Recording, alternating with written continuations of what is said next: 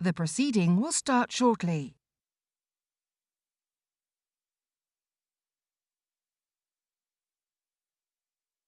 The proceeding will start shortly.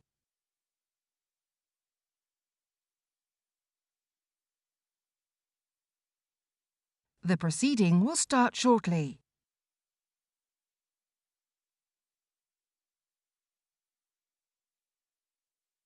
The proceeding will start shortly.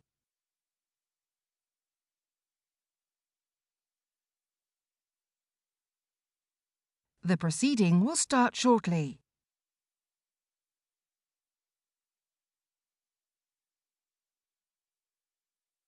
The proceeding will start shortly.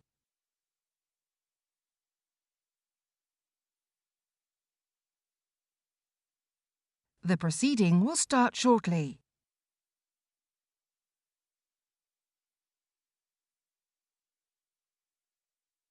The proceeding will start shortly.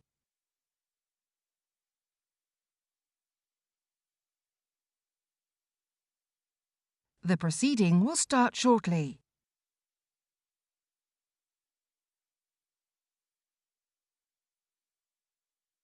The proceeding will start shortly.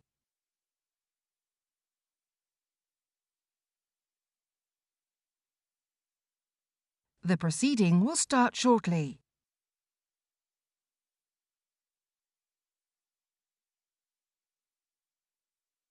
The proceeding will start shortly.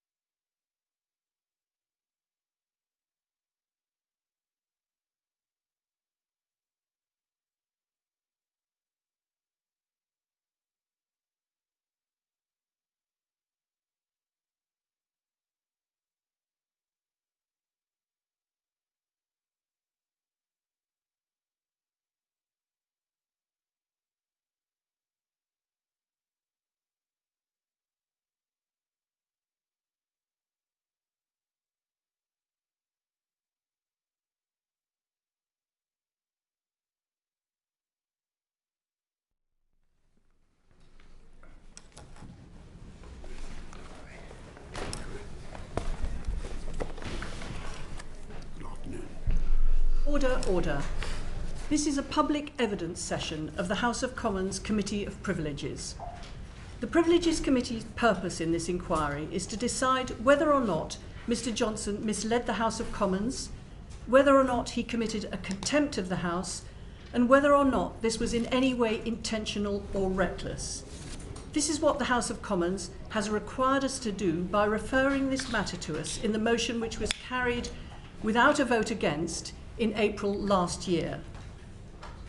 Misleading the House might sound like a technical issue, but it is a matter of great importance. Our democracy is based on Parliament scrutinising legislation and holding the government to account for its actions. We proceed on the basis that what we are told by ministers is accurate. Parliament expects proactive candour and transparency. If what ministers tell us is not the truth, we can't do our job. Our democracy depends upon trust that what ministers tell MPs in the House of Commons is the truth. And without that trust, our entire parliamentary democracy is undermined. Everyone makes mistakes, and when ministers do, they're expected to correct it at the earliest opportunity, and that is what happens routinely. Inadvertent misleading, which is promptly corrected, is not an issue. The House understands if ministers decline to answer, for example, on matters which relate to national security or market sensitivity. But misleading intentionally or recklessly, or refusing to answer or failing to correct, impedes or frustrates the functioning of the House and is contempt. During the COVID pandemic, the government and Parliament imposed extensive restrictions on our freedom in the interests of protecting public health. In this inquiry, we are not looking at the rights or wrongs of those COVID rules or guidance, or repeating the Partygate inquiry into the conduct of individual ministers and officials in number 10. What the House has mandated us to look at is whether Mr. Johnson told the truth to Parliament to the best of his knowledge about number 10's compliance with those COVID rules and guidance. It is about the truth, and that is why this inquiry goes to the heart of the trust on which our system of accountability depends. This committee is comprised of members of Parliament who have been appointed to this role by the House of Commons.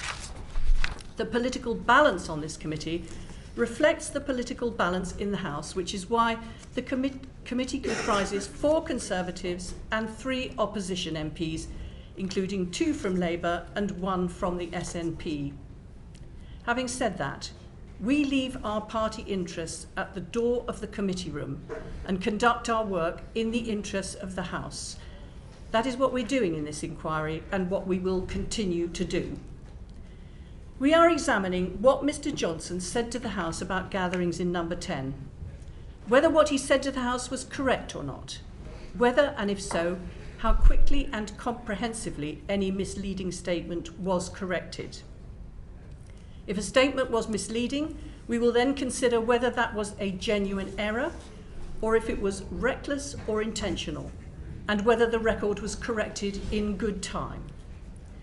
We have already considered evidence supplied by the government, including emails, WhatsApp messages, and photos taken at the time, and written statements taken under oath from witnesses present at the relevant times, to inform us of what Mr. Johnson would have known at the time of his statements to the House. There has been much comment about whether the committee is relying on the Sue Gray report material.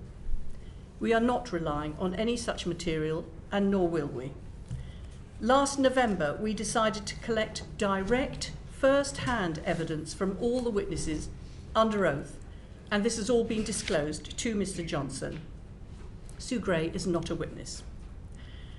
We have followed the standing orders of the House and the precedents as advised by our clerks, by Speaker's Counsel, and by Sir Ernest Ryder, a former Lord Justice of Appeal. We have not changed the rules or the procedure. That is not within our remit. They are laid down by the House, we are bound to follow them, and that is what we've done. In our report of the 3rd of March, we set out the main issues which we will be asking Mr Johnson about today. We'll be talking about rules and guidance, since Mr Johnson told the House number 10 complied with both. When we refer to rules, we mean regulations laid down by the House which have the force of law and under which fixed penalty notices were issued. Guidance is guidance issued by the government. For example, when Mr Johnson was talking about hands, face, space, he was referring to the guidance on social distancing when he said space. On the basis of information that is in the public domain and evidence the committee has received, and in the context of what Mr Johnson said to the House of Commons, we will be establishing what rules and guidance relating to COVID were in force at the relevant time, Mr Johnson's knowledge of those rules and guidance, Mr Johnson's attendance at or knowledge of gatherings that were not socially distanced and those for which fixed penalty notices were issued. Mr Johnson spoke about the question of COVID compliance in number 10 in the House of Commons more than 30 times, most particularly on the 1st of December 2021, the 8th of December 2021, and the 25th of May 2022. I'd like us all to have a reminder now of some of what Mr Johnson said in Parliament in answer to questions, starting, if we may, with a question from the Leader of the Opposition on the 1st of December. As millions of people were locked down last year, was a Christmas party thrown in Downing Street for dozens of people on December the 18th? Prime Minister. Mr Speaker, what I can tell the right honourable gentleman is that all guidance was followed completely during number 10. But I repeat, Mr Speaker, that I have been repeatedly assured since these allegations emerged that there was no party and that no COVID rules were broken, and that is what I have been repeatedly assured. I apologise for the impression that has been given that staff in Downing Street take this less than seriously. I'm sickened myself and furious about that. But I repeat what I have said to him, that I have been repeatedly assured that the rules were not broken. The Prime Minister has been caught red-handed. Why doesn't he end the investigation right now by just admitting it? Because, Mr Speaker, I've been repeatedly assured that no rules were broken. Thank you, Mr Speaker. Will the Prime Minister tell the House whether there was a party in Downing Street on the 13th of November? Prime Minister. Mr Speaker, no, but I'm sure that whatever happened, the guidance was followed and the rules were followed at all times. And I'm happy to set on the record now that when I came to this House and said in all sincerity that the rules and guidance had been followed at all times, it was what I believed to be true. It was certainly the case when I was present at gatherings to wish staff farewell, and the House will note that my attendance at these moments, brief as it was, has not been found to be outside the rules. But clearly this was not the case for some of those gatherings after I had left, and at other gatherings when I was not even in the building. Thank you. We need to understand why Mr Johnson said to Parliament that no rules or guidance were broken in number 10 when we have evidence that he knew what the rules and guidance were and that he was present at gatherings where those rules and guidance were breached. We have yet to reach our conclusions in this inquiry, and we will not do so until we have heard and considered Mr Johnson's evidence today. The evidence that we have already raises clear questions, and this is Mr Johnson's opportunity to give us his answers. Will the clerk to the committee please administer the oath?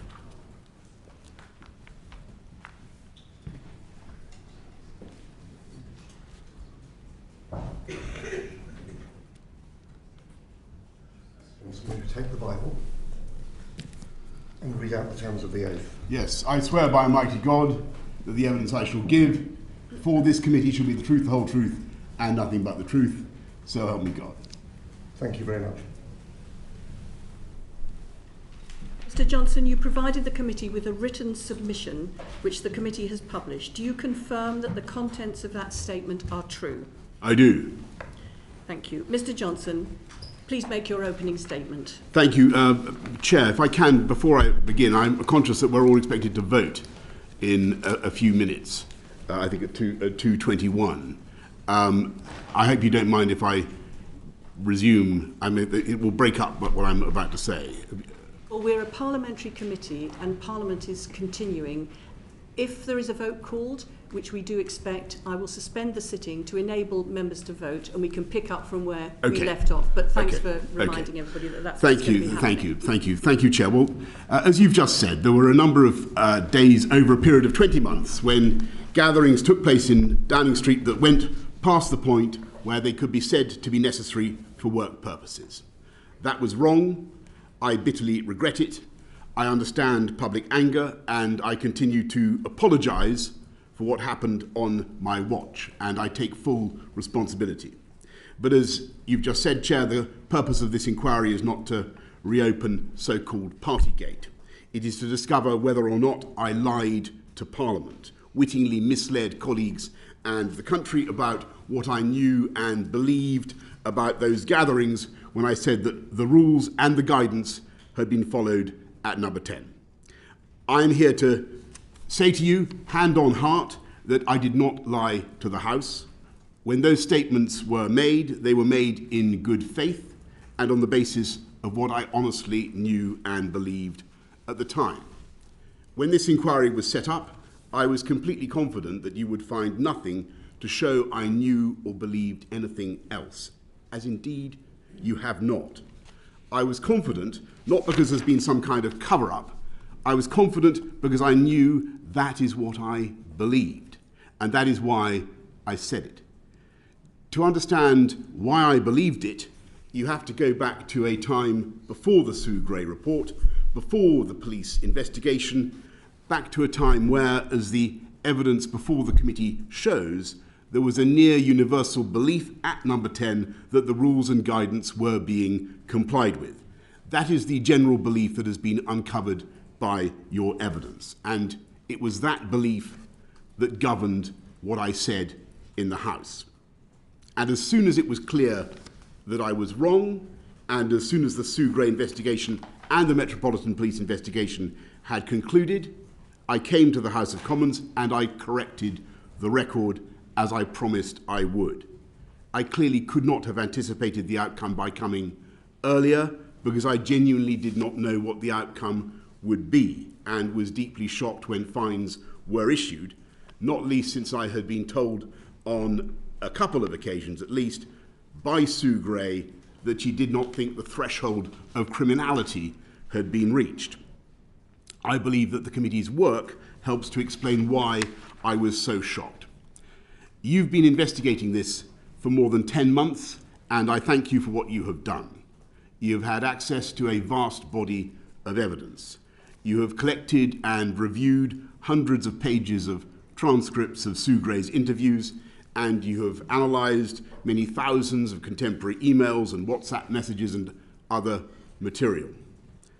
You found nothing to show that I was warned in advance that events in number 10 were illegal. In fact, nothing to show that anyone raised anxieties with me about any event, whether before or after it had taken place. If there had been such anxiety about a rule-breaking event at number 10, it would unquestionably have been escalated to me.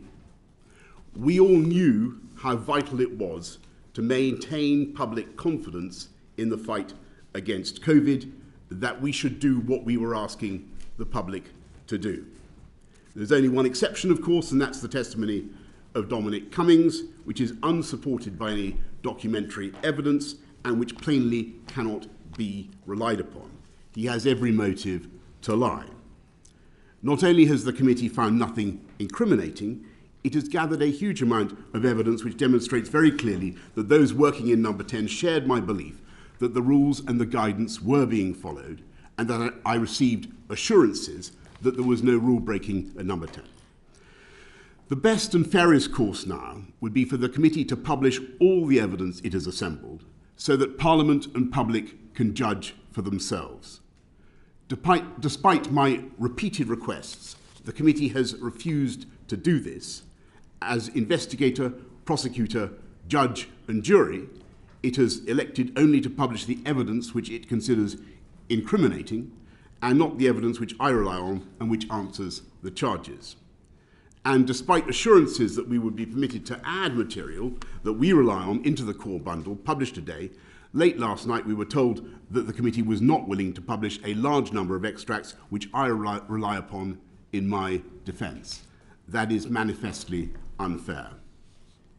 Instead, and in the absence of any evidence that I deliberately misled Parliament, the committee is trying to mount an argument that I must have known that the guidance was not being followed and that I buried in my head as we were fighting COVID was an unarticulated belief that even if we were following the rules, we were somehow failing to follow the guidance. And you have in your fourth report suggested that it must have been obvious to me because you have the photographs. So let me deal with this point head on, because it is nonsense. These photos have now been churned through the media for more than a year, and it seems to be the view of the committee and sadly many members of the public that they show me attending rule-breaking parties where no one was social distancing. They show nothing of the kind. They show me giving a few words of thanks at a work event for a departing colleague. They show me with my red box passing on the way to another meeting or heading back into my flat to carry on working often late into the night.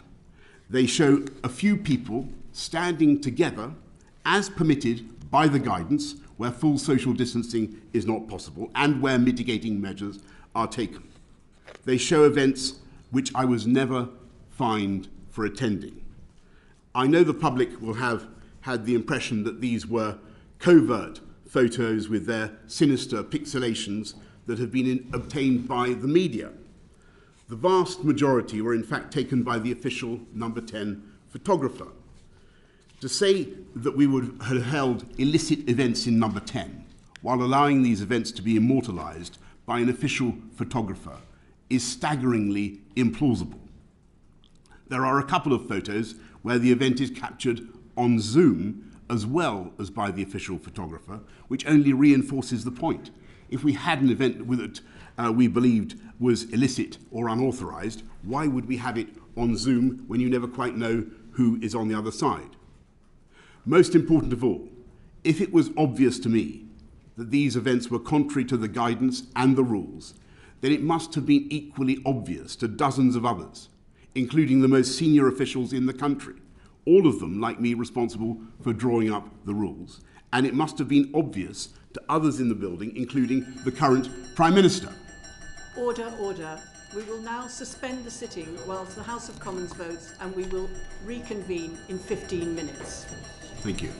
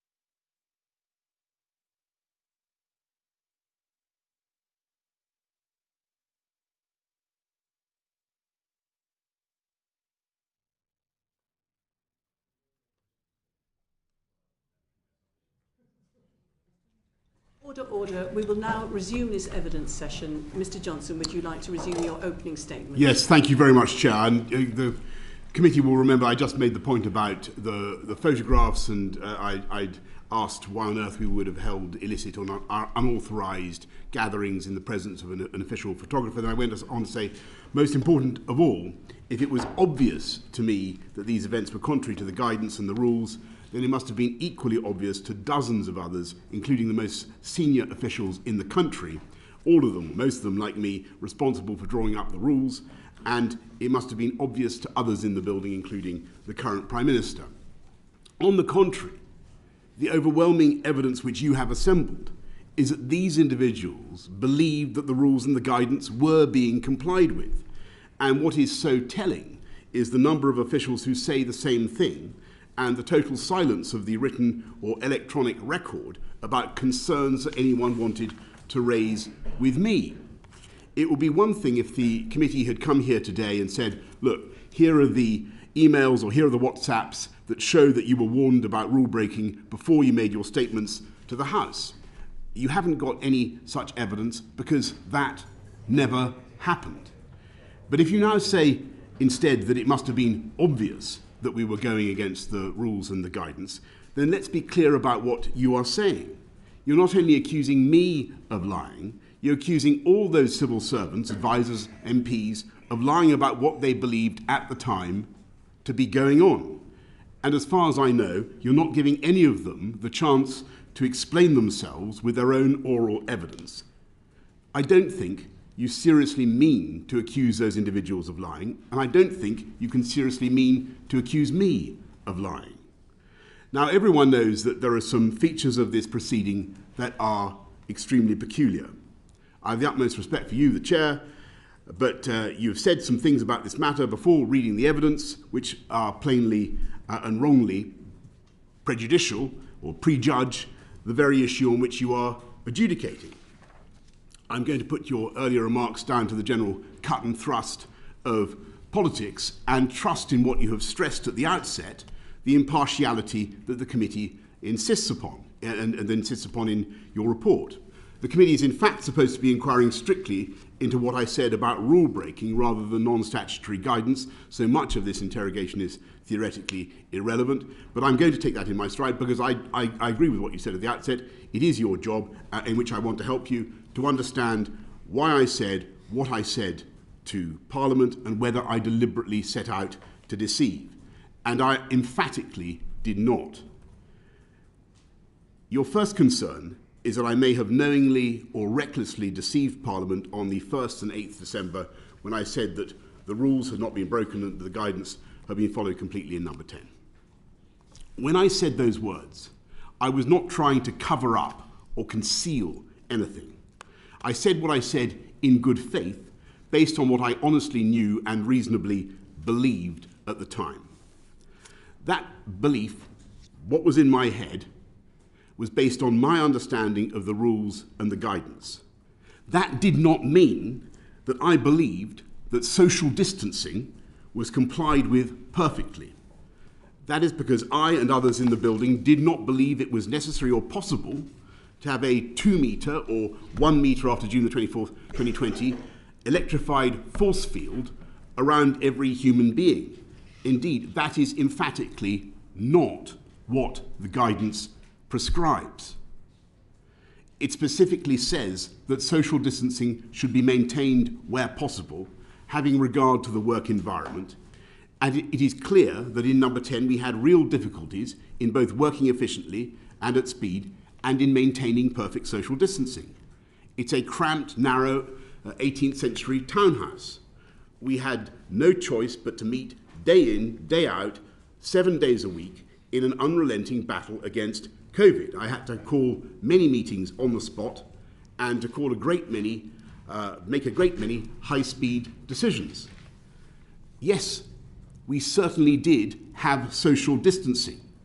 We avoided physical contact. We gave way to each other in the corridors and on the stairs. We gave each other as wide a berth as we could. But it would have been impossible to have a drill sergeant measuring the distance between us all hours of the day and night. So, as the guidance prescribes, we had mitigations. When I spoke about the guidance being followed, I was thinking of all the things we did to stop the spread of COVID, given where we were working. We had large numbers of people working from home. We had many meetings, at least partly on Zoom. We had limits on the numbers per room. We had sanitizer dispensers everywhere. We had signs on the walls telling you which way to walk. We kept windows open and we worked outside as much as possible. Because of the particular difficulties caused by the working environment, we had regular testing, and a whole testing system was set up, I believe, on the 3rd floor that went way beyond what was required in the guidance. So if you say, how could I stand up in Parliament and be so categorical about following the guidance? What was I thinking of? That is what I was thinking of. And I know you will, as you've just done, point to the photos and then to the guidance and what I said. And you will say it must have been obvious that the guidance was being breached. But that is simply not true. My beliefs and my remarks to Parliament were indeed based on my knowledge of those events. But you have to understand how I saw them and what I saw during the period I was there.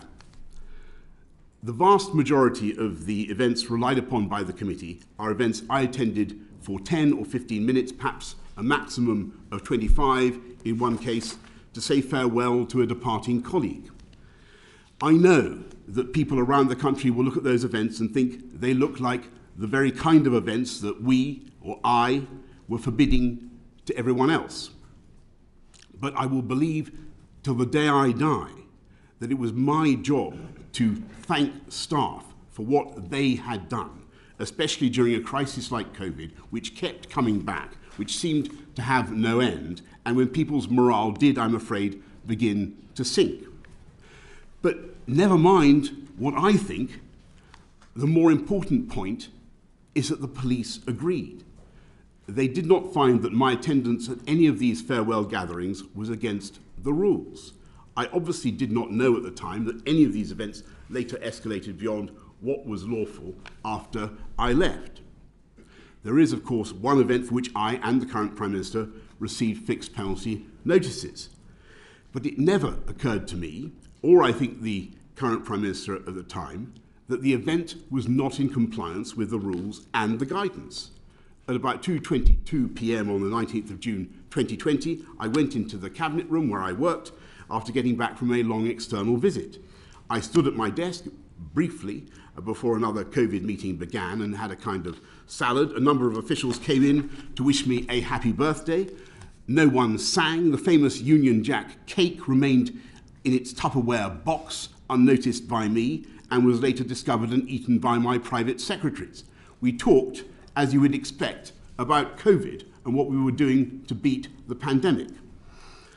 It is a measure of how innocent we thought this meeting was that an slightly exaggerated version was briefed to the Times with singing and cake eating, and yet nothing untoward was apparently detected either by the reporter or by millions of eagle-eyed readers.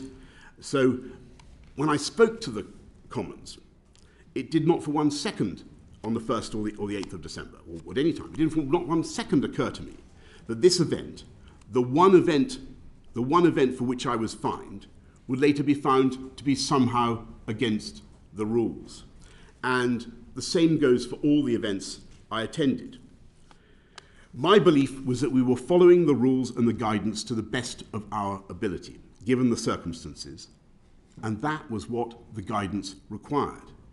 You may now say that I was being obtuse or oblivious and that we should have enforced social distancing more ruthlessly. And we can argue that back and forth. Hindsight is a wonderful thing. We're talking about what I believed at the time. As for the event of the 18th of December 2020 in the press room, I was not there, but my honest belief that it was within the rules was based on what I was told by senior advisors. The fact that this was my honest belief is supported by the fact that so many other people honestly believed that we were doing nothing wrong. And It's abundantly clear from the evidence produced by the committee that everyone was operating with the same understanding of the rules and the guidance. If you want further evidence of what was going on in my head, look at the WhatsApp to Jack Doyle, where I positively urge him to get the truth out to the public, the truth out about that December the 18th event. It seems so unfair to me, based on what I had been told, that the event was being presented as a purely social gathering on what I knew to be a monumentally busy day for the media department, when they were coping both with the emergence that day of the Kent variant of COVID and what some saw as the risk of a no-deal Brexit. That was why I was inclined to believe that this event must be in line with the rules and the guidance. And that's why I said what I said on December the 1st. As for my statements on December the 8th, the committee is concerned that I may have misled the House when I said that I was repeatedly assured that the event was in accordance with the rules. I don't understand this point. You can see from the evidence that I received these assurances more than once and from more than one person. My statement was entirely accurate.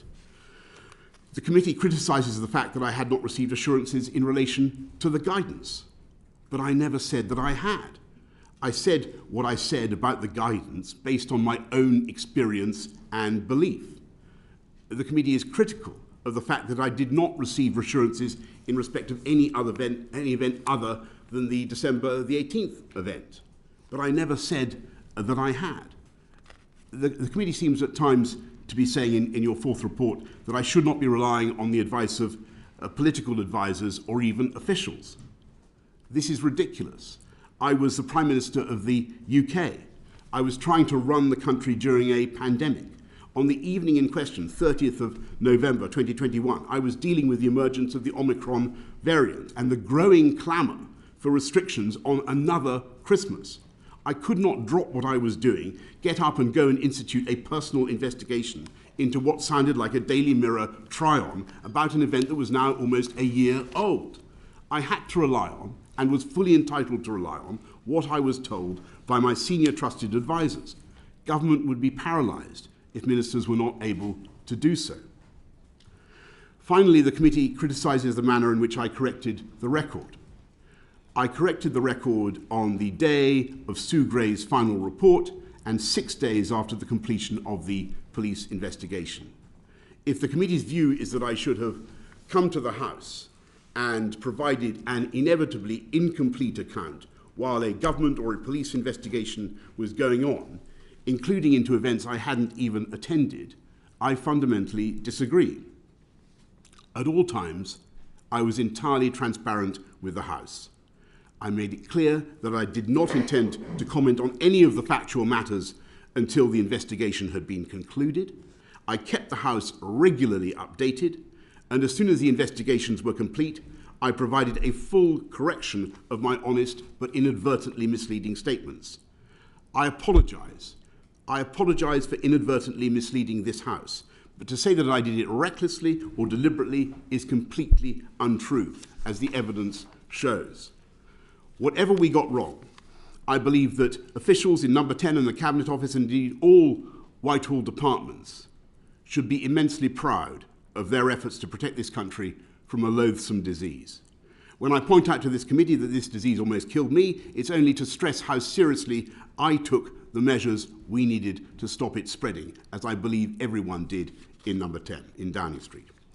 It was those officials who organised and took the country through the lockdowns, which, whatever people may say about them now, were essential for public health. It was those officials who procured the vaccines that made sure this was the first country in the world to put an approved and effective vaccine in the arm of a patient, and it was those officials who helped mastermind the fastest vaccine rollout in Europe. It was thanks to those officials that we were able to come out of lockdown faster than any other European country, with all the social and economic benefits that entailed, and still to have lower excess mortality rate than many other comparable countries. I am proud to have known and worked with those officials during one of the most difficult times we can remember.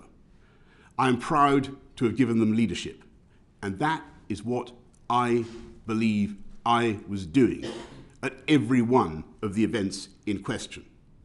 And I trust that the committee will be fair to them, fair to me, fair to the evidence about what we and I knew and believed, and conclude that I did not wittingly mislead the House of Commons or recklessly mislead the House of Commons, and that no contempt has been committed.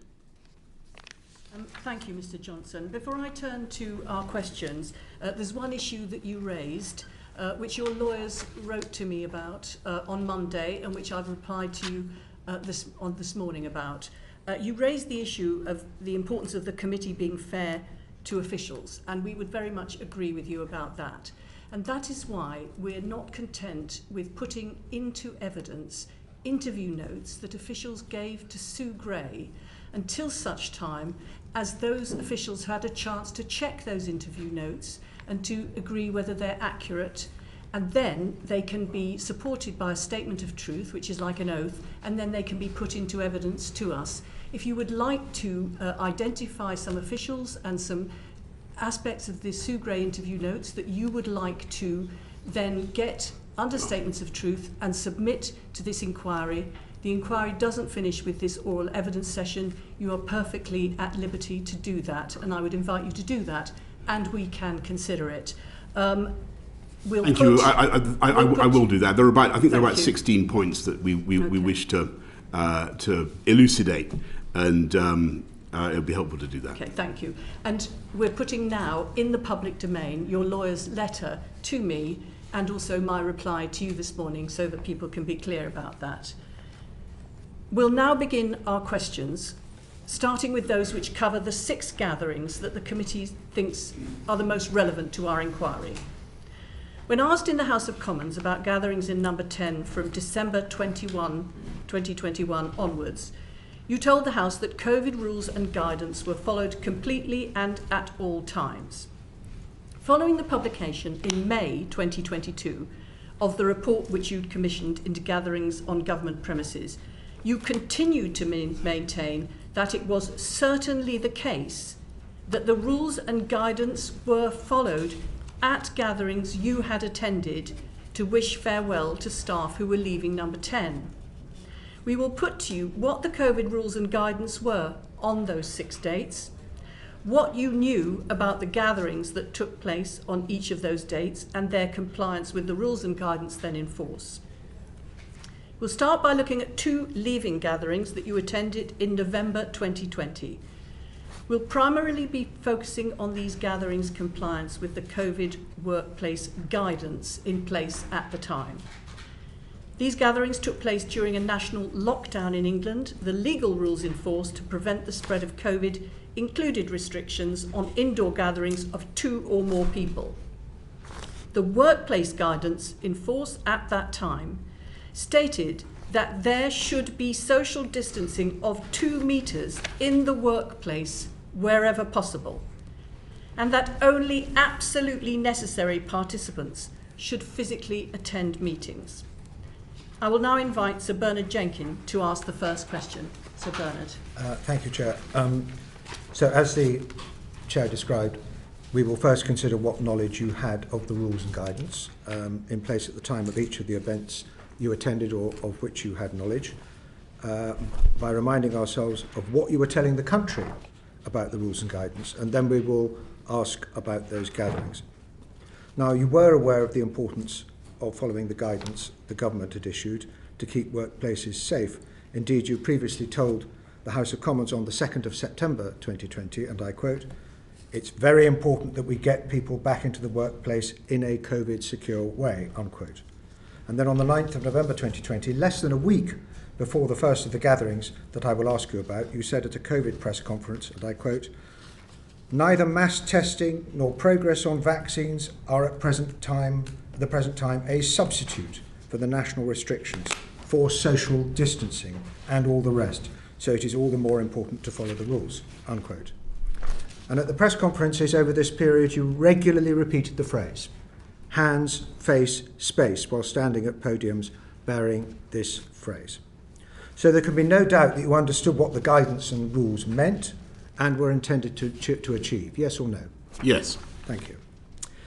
On the 13th of November 2020, which we saw Catherine West just asking about on the film earlier, there was an impromptu leaving gathering for your then Director of Communications, Lee Kane. This was held in the vestibule outside the press office in number 10. Between 15 and 20 people were present and you gave a speech. And the evidence for this is at page 9 of the evidence bundle. Do you accept that these facts are correct? Yes. We will now show the pictures, which you have made your comments about, but nevertheless we will ask you about them. The unpixelated photos are on page 540 and 580 in the bundle of the total evidence pack.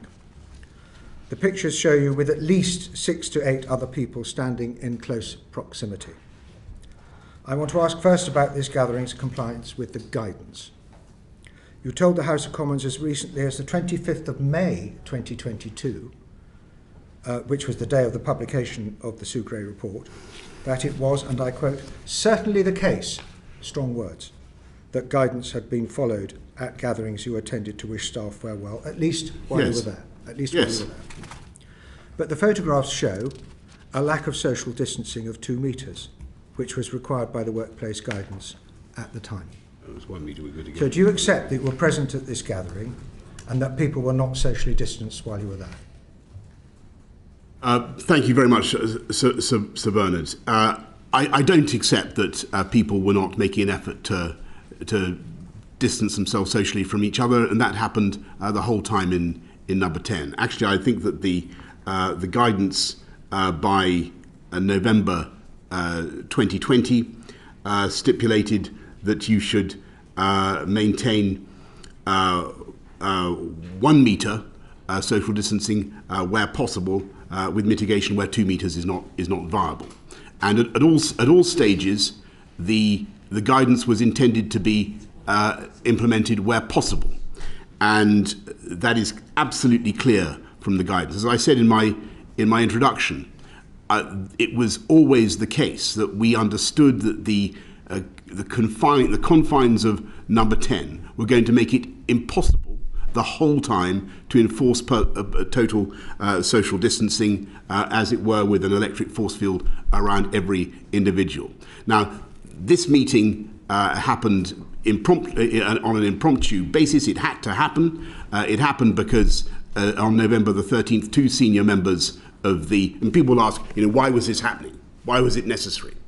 It was necessary because 2 senior members of staff, the effective chief of staff and the director of communications, had both left the building or were about to leave the building in pretty acrimonious circumstances, or what were potentially acrimonious circumstances. It was important for me to be there and to give reassurance.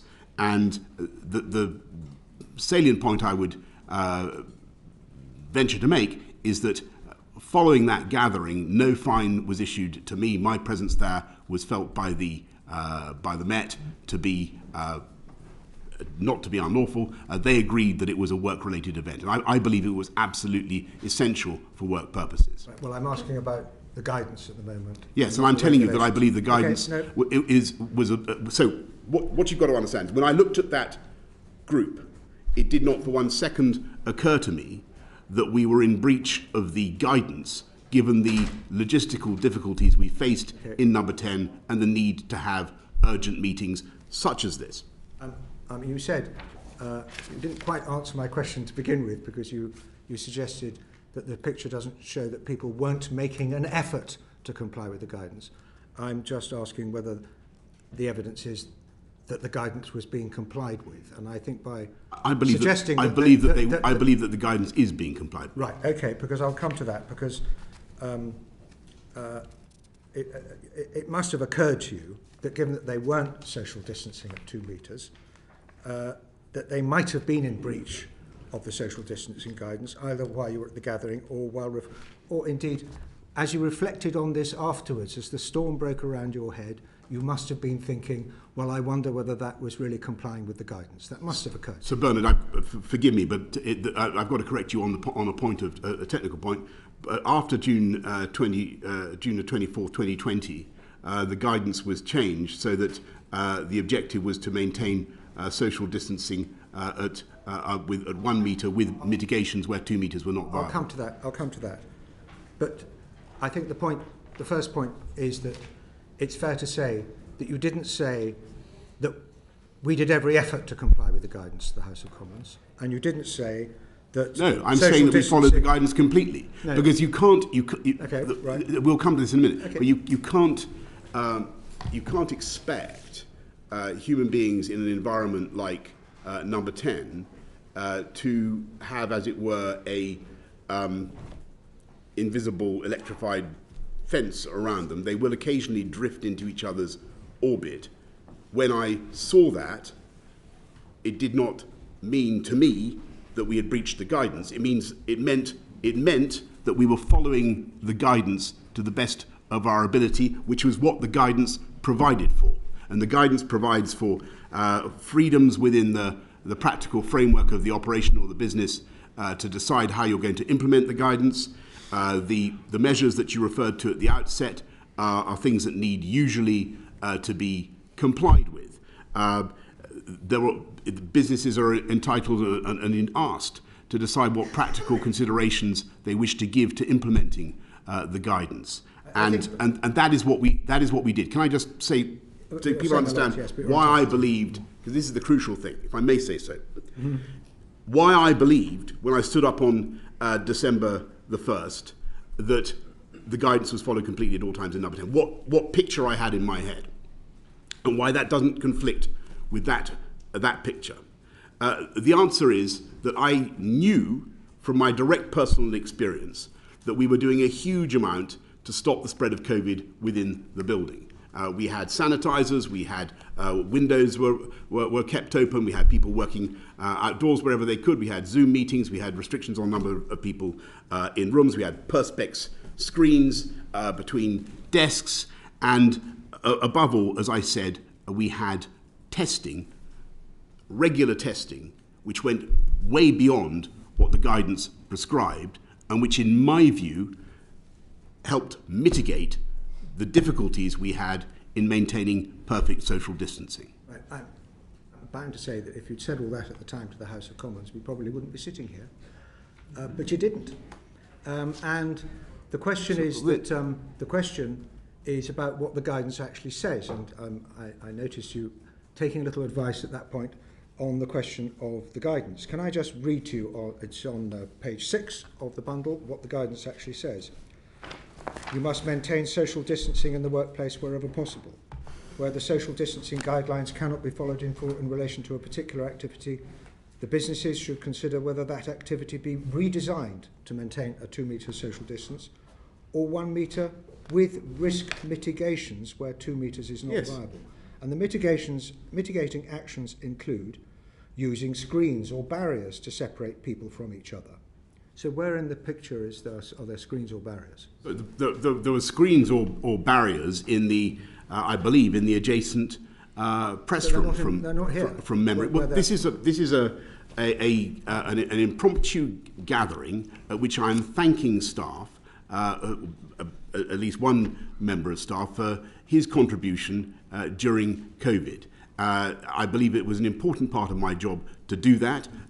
That was the best place to do it. I accept that perfect social distancing, Sir Bernard, is not being observed, but that does not mean that what we were doing, in my view, is incompatible with the guidance. The guidance specifically allows for workplace freedoms to decide how to implement it, and the operative conditional is where possible.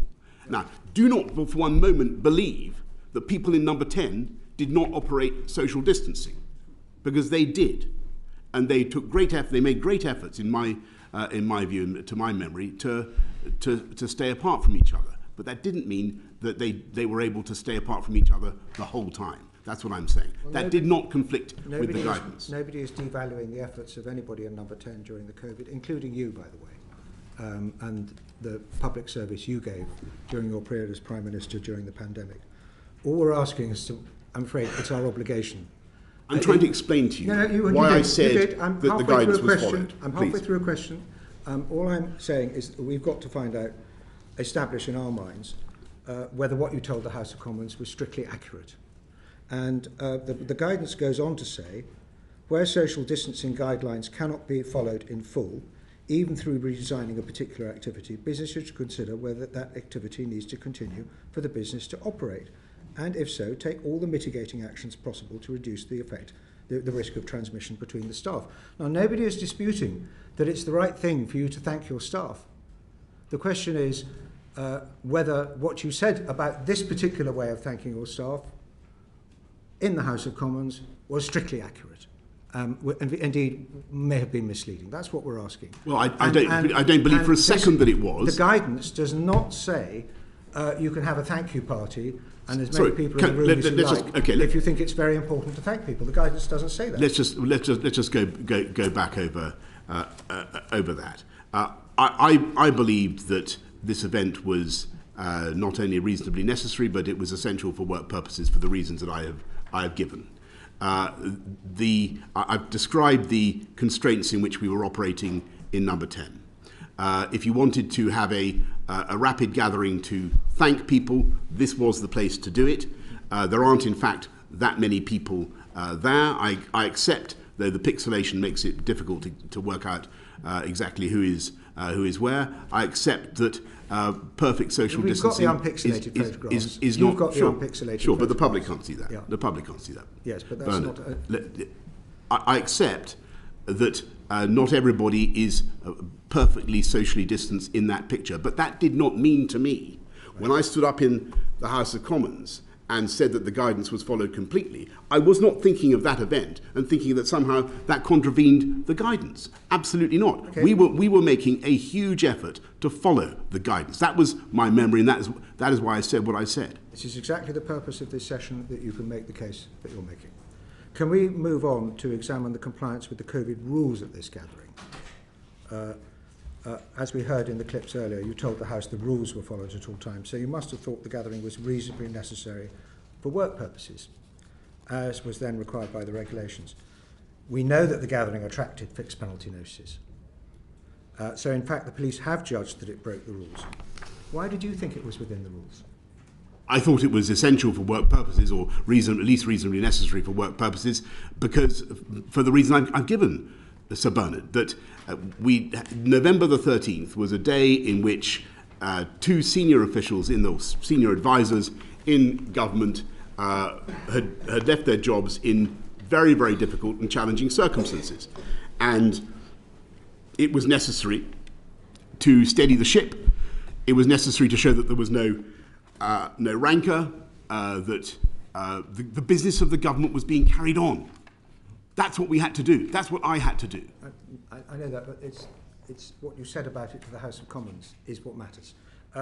We know it was a leaving event for a member of staff.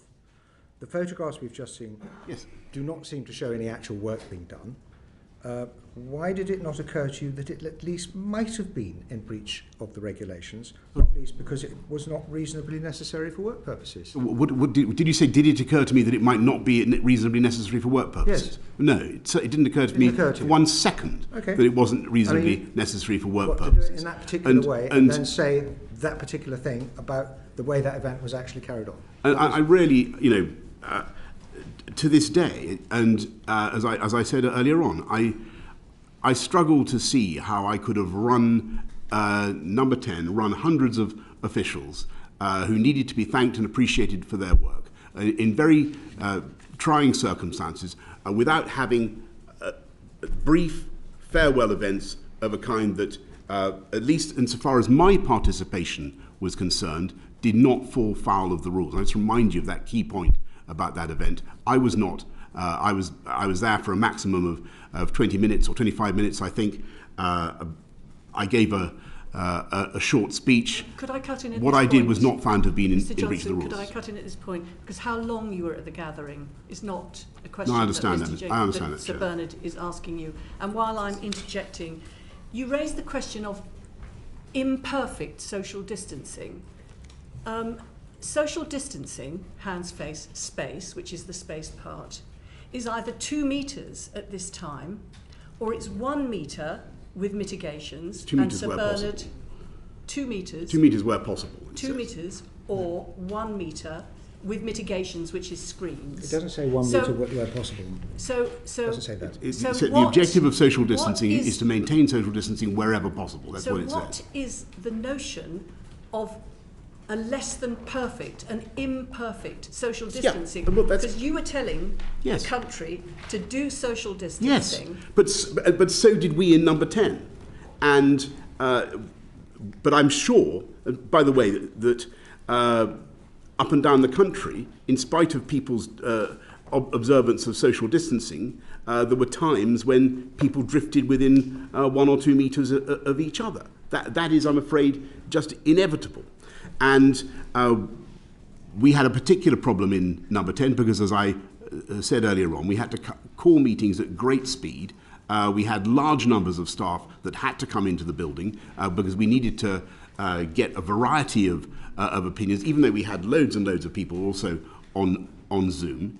And it was not, we had as you know, because you've been to look at it, we had lots of higgledy-piggledy corridors where it wasn't, and spaces where it wasn't always easy to maintain perfect social distancing. That did not mean to, like that space there, that did not mean to me that about higgledy-piggledy corridors.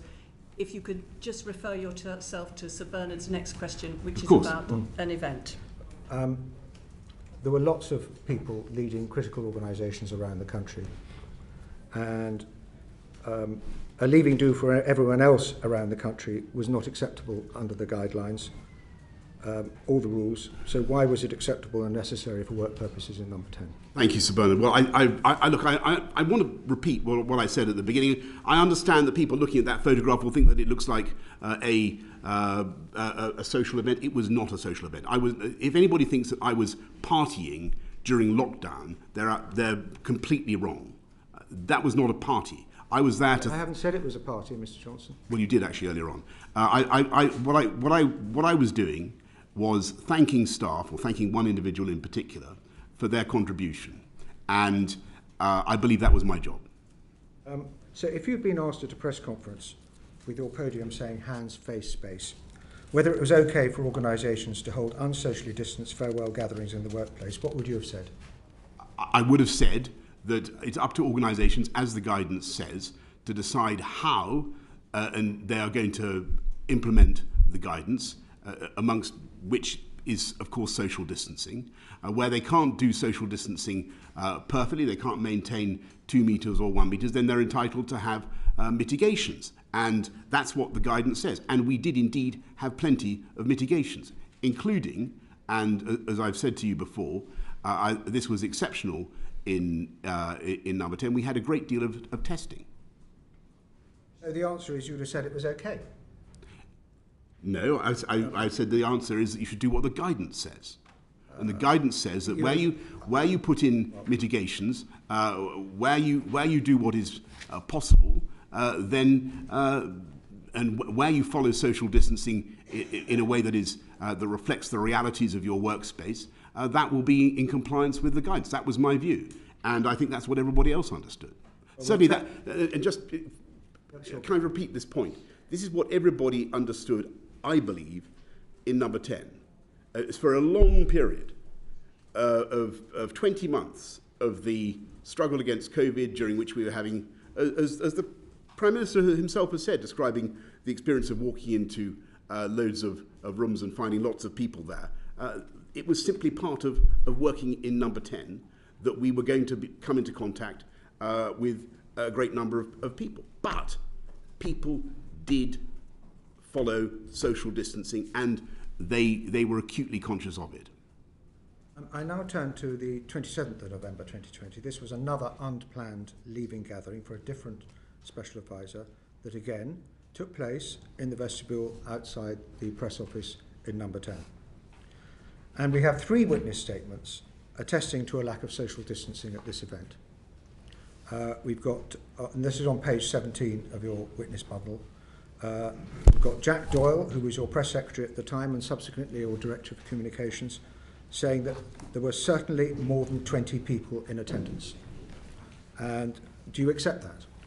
I don't know. I wasn't at that event, and it wasn't an event that was found to have been in breach of the rules. There's no reason to dispute it. Well, I happen to know because we've all seen the same evidence bundle. Though I think this is one of the things that you have that we haven't been allowed to point to. I think there is evidence from at least one of the participants that there weren't that many people there, and it lasted a very short time. Well, by all means, make sure that's drawn to our attention. Oh, sorry. This is the Clio event. Sorry, you mustn't mention any names. I think that name we can mention. That event, my memory of that event. Forgive me, I was at that event, but I was there very briefly. I was going to correct you. Thank you. So I was at that event, but I was there very briefly.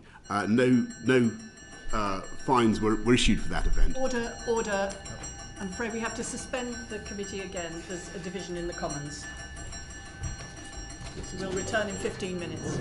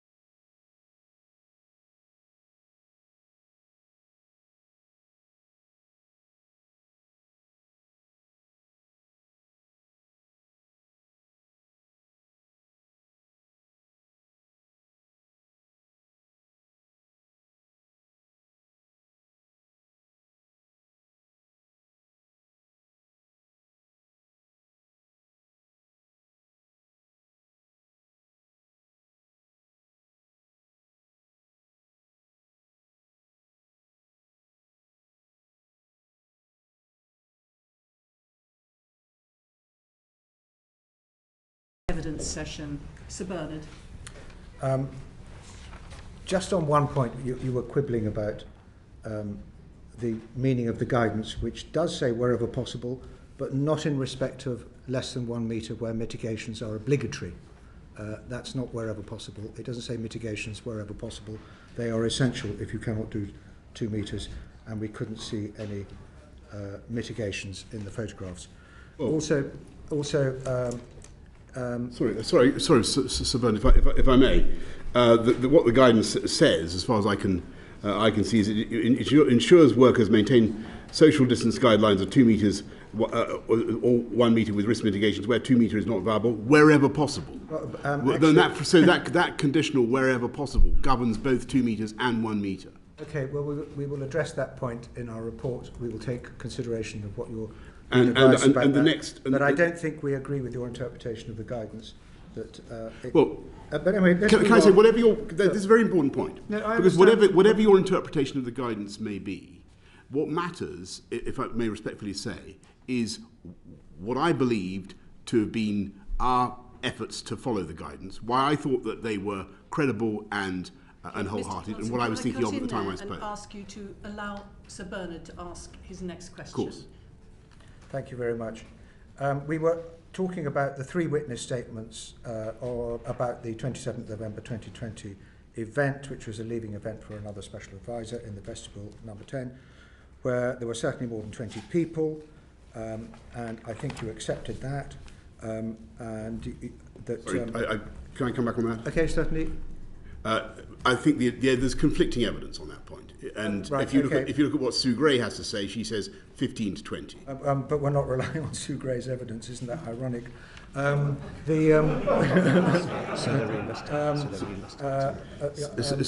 are you saying that evidence is invalid? No, I think that any evidence collected by Sue Gray has to be independently verified with a statement of truth, which is why we can't publish the evidence, the material which you've given us, which has not been accepted. Perhaps it'd be helpful if I gave my evidence about that. Well, I think it'd be very helpful if there anything in Sue Gray's witness statements that were collected in the interview notes would be dealt with separately, as the chairman described earlier. I think it'd be helpful if Sir Bernard was enabled to ask his question and you would give a succinct answer.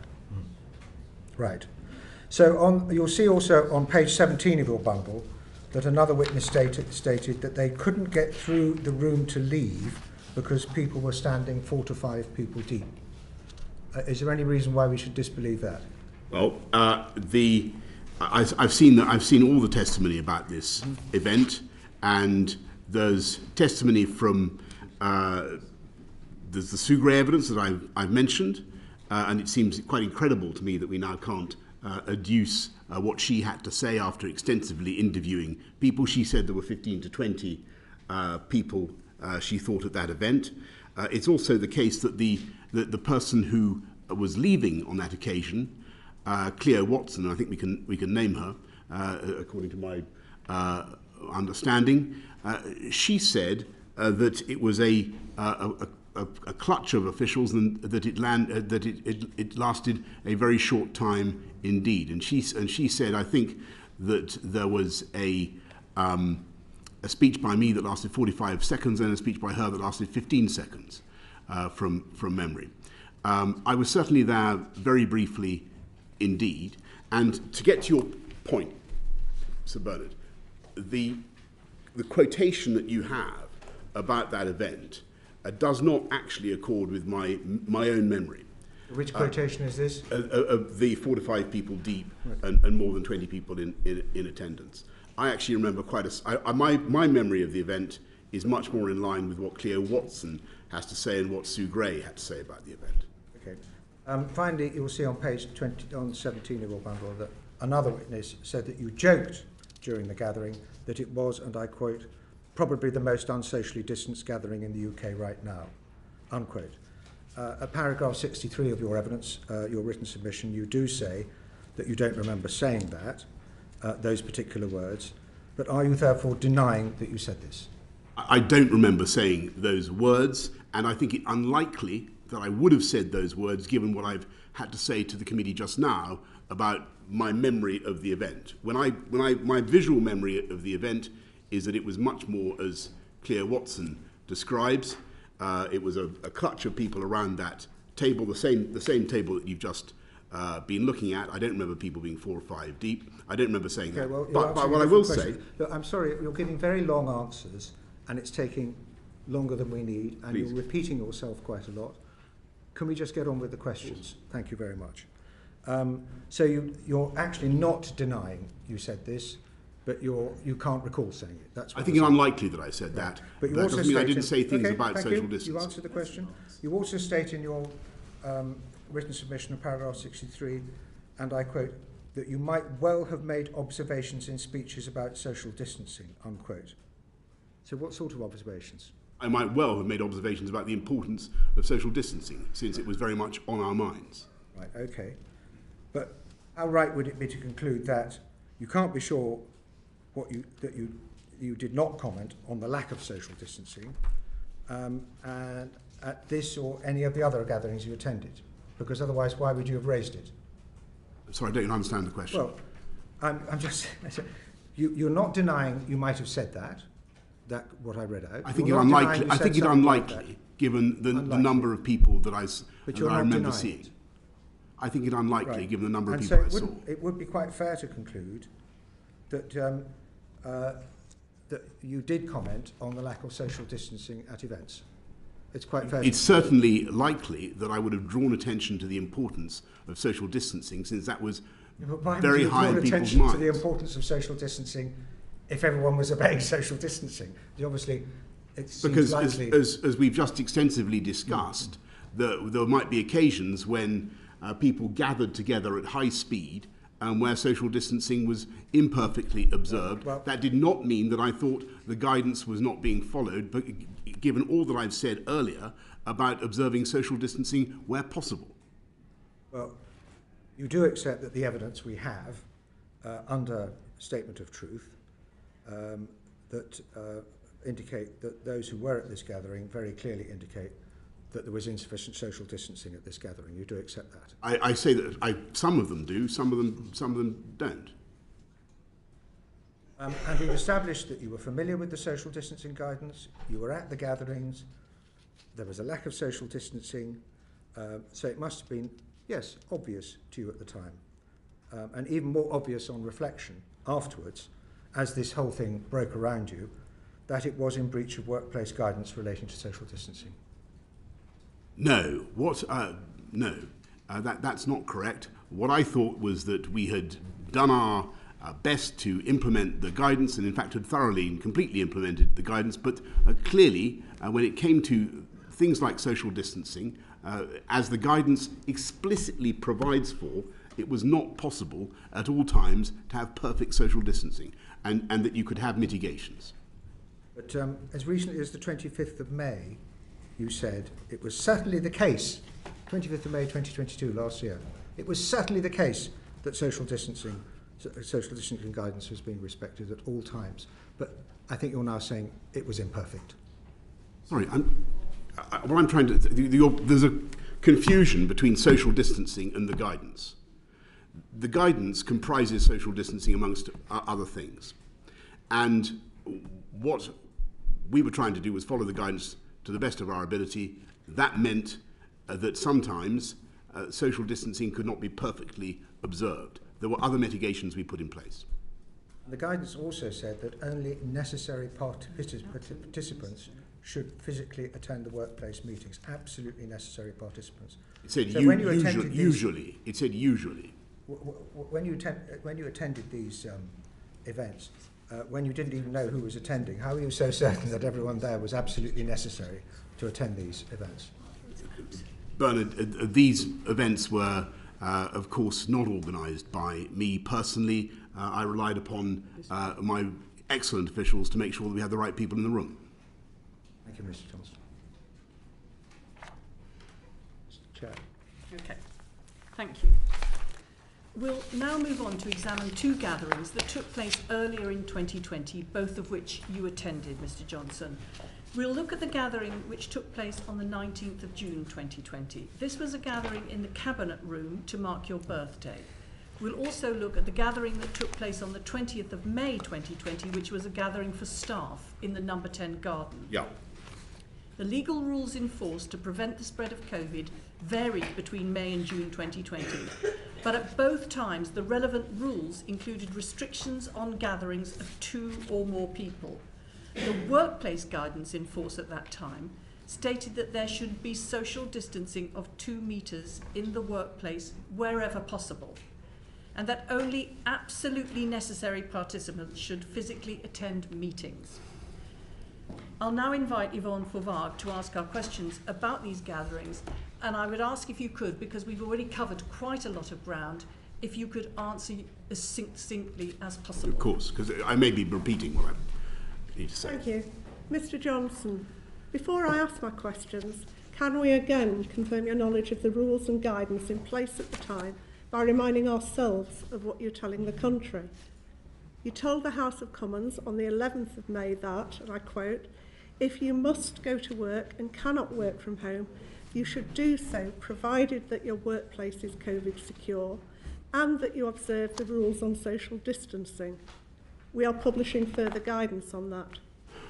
You also told the House on the 11th of May that people should be limiting contact with others and keeping your distance to 2 metres apart where possible. That was just a week before the gathering on the 20th of May. And then on the 10th of June, just over a week before the gathering on the 19th of June, you said at a COVID press conference, I quote, "I urge everyone to continue to show restraint and respect the rules which are designed to keep us all safe. So please, to repeat what you've heard so many times before, stay alert, maintain social distancing and keep washing your hands." You agree that those were the rules in force at the time? Yes, thank you. Let's turn first to the gathering of the 19th of June 2020, where breaches of both the COVID rules and the guidance are an issue. We'll show pictures of this gathering on the screen, and the unpixelated photos are on page 359 and 414 in bundle 1 of the total evidence. The pictures show that you attended a gathering in the Cabinet Room on this date to mark your birthday with at least 17 other people in attendance. Now, the attendees included your wife and your interior designer, didn't they? They certainly included my wife and son, and yes, there was a contractor who was working in the building who popped her head round the door very briefly. So there was your wife and your interior designer were present, and you were issued with a fixed penalty notice for this event. And you've just confirmed that at least 2 people attended who were not work colleagues. Why did you think this was reasonably necessary for work purposes, as was required by the rules at the time? But this was an event that took place, as you say, on my birthday. I'd come back from a long external visit. I thought it was reasonably necessary for work purposes because I was standing at my desk surrounded by officials who'd been asked to come and wish me a happy birthday. I'd only recently recovered from an illness, from COVID, and it seemed to me to be a perfectly proper thing to do. We were about to have another meeting, and they were very largely the same officials. And presumably your wife and the contractor were not attending that meeting. It is one of the peculiarities of number 10 that the Prime Minister and his family live in the same building, and my understanding of the rules is that the Prime Minister's family is entitled to use that building and use every part of that building. Turning now to the guidance in respect of that event, the COVID workplace guidance then in place said that workplace meetings should be socially distanced and only attended by those whose participation was absolutely necessary. Now, the 2 pictures we see on the screen show the gathering wasn't socially distanced and it was attended by people who were not absolutely necessary to be there. So would it not have been obvious to you that the event was in breach of the guidance? No, and it's a measure of how unobvious it was to me that this was any kind of breach at all, that we actually, or the press office, actually publicised this meeting in the Times newspaper, briefed it out, as I said earlier on, with a slightly embellished account. I had absolutely no sense while this event was taking place, and indeed later on, at any time, that this event was in contravention of either the rules or the guidance, nor did anybody, before I spoke in the House of Commons, suggest to me that it was.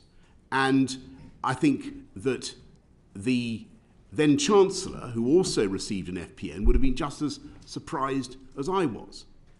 You didn't reflect on the event afterwards as to whether it was in both rules and guidance before you spoke in the House of Commons? No, I didn't. And that's because it was a long time ago. I'm afraid it had entirely slipped my mind, and I thought it was a completely innocent event. It was a very brief event. I'm standing at the desk at the place I would have normally sat. It did not strike me as being anything other than an ordinary common or garden workplace event. So can we now turn to the 20th of May 2020, and that was a gathering in the number 10 garden for staff. We've evidence that you were present at this gathering while you were there. There were up to 40 people also there. And at this time, a gathering had to be essential for work purposes to be within the regulations. Now, we've got evidence that the email invitation for this gathering, which was sent by your principal private secretary, Martin Reynolds, was sent to 200 odd people, and that it encouraged staff who attended to bring their own alcohol. That's on page 35 of your bundle. Did you see the invitation email at any time before it was made public? No. You didn't see the email itself, but were you aware that the email was sent to 200 odd people and invited staff to bring their own alcohol? So what was your understanding of the purpose of the gathering? To thank staff who'd been working very hard on COVID, and it seemed to me, and I think I was told about it only shortly before I was ushered out into it. The purpose of it was to thank them in a obviously a ventilated area, the garden. So did you discuss the purpose of the gathering with any officials before it took place? Yes, I think I would have been told. I mean, I don't remember it, but I think I would have been told that the COVID team is gathering outside. It's been a very tough time. This was a day when the Cabinet Secretary had just stepped down. I think the civil servants needed to feel that, as I said, in respect of another event, that the business of government was being carried on, and they needed to feel thanked and motivated for their work, and that's what I did. So you were aware of the gathering before it took place?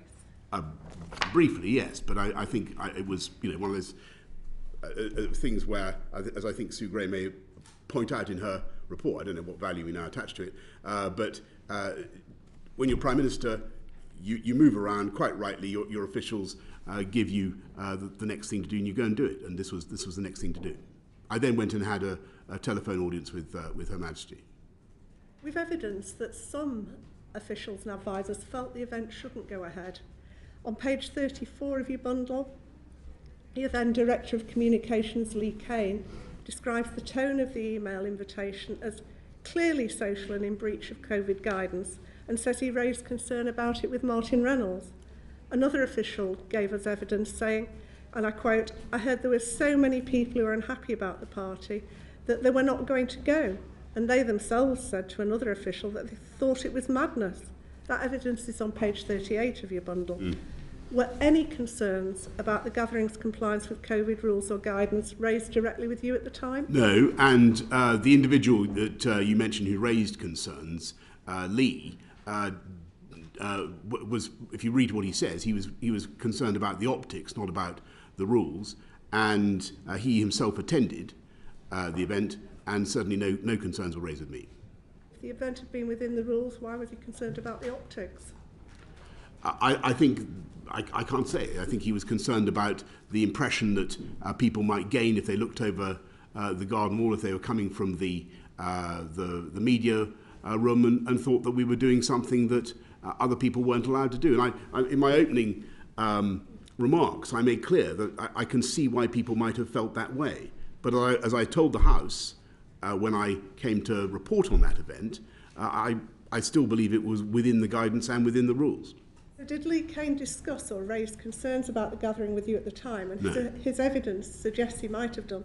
He said, I quote, "I don't recall if I personally had a conversation with the PM about the garden party, but it would have been highly unusual for me not to have raised a potentially serious communications risk with the PM directly." And if he had thought, and if Dominic Cummings had thought that this thing really was against the rules and should not go ahead, they would have told Martin Reynolds, and it is inconceivable that it would have gone ahead.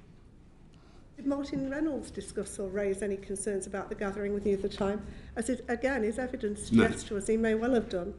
He said it's possible he raised concerns with you. No, not that I can remember, no. Were you otherwise aware of any concerns from what you've heard or read either before or after the gathering took place? No. As I told the House of Commons about, and I gave quite a long series of remarks about this event. When I walked out into the garden, it seemed to me it was implicit in what we were doing that this was a work event. As you'll see from pages 34, 40 and 41 of your bundle, we have evidence that trestle tables were set up on which alcohol was laid out, and that the attendees included your wife, as well as advisors who were not from Number 10, but from other government departments. Did you see that when you were at the gathering? I had no hand in organising this. When you talk about trestle tables and so on, it was. And there's no prohibition. Mr. Johnson, sorry. Permit me, if you would, is that she was not asking whether you organised the trestle tables with the alcohol on it.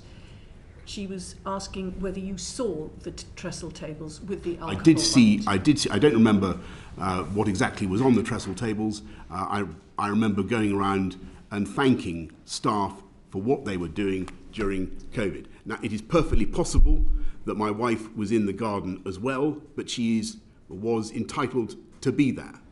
And she certainly didn't receive a fixed penalty notice for that event, and nor did I. You'll also see from page 34 of your bundle that Lee Kane said he briefly attended the gathering, and that in his view it's clear from observing it that it was a purely social function. Did you share that view? No, and that's certainly not what he said at the time, because if he thought that it was purely social and therefore against the rules, it is inconceivable that it would have gone ahead.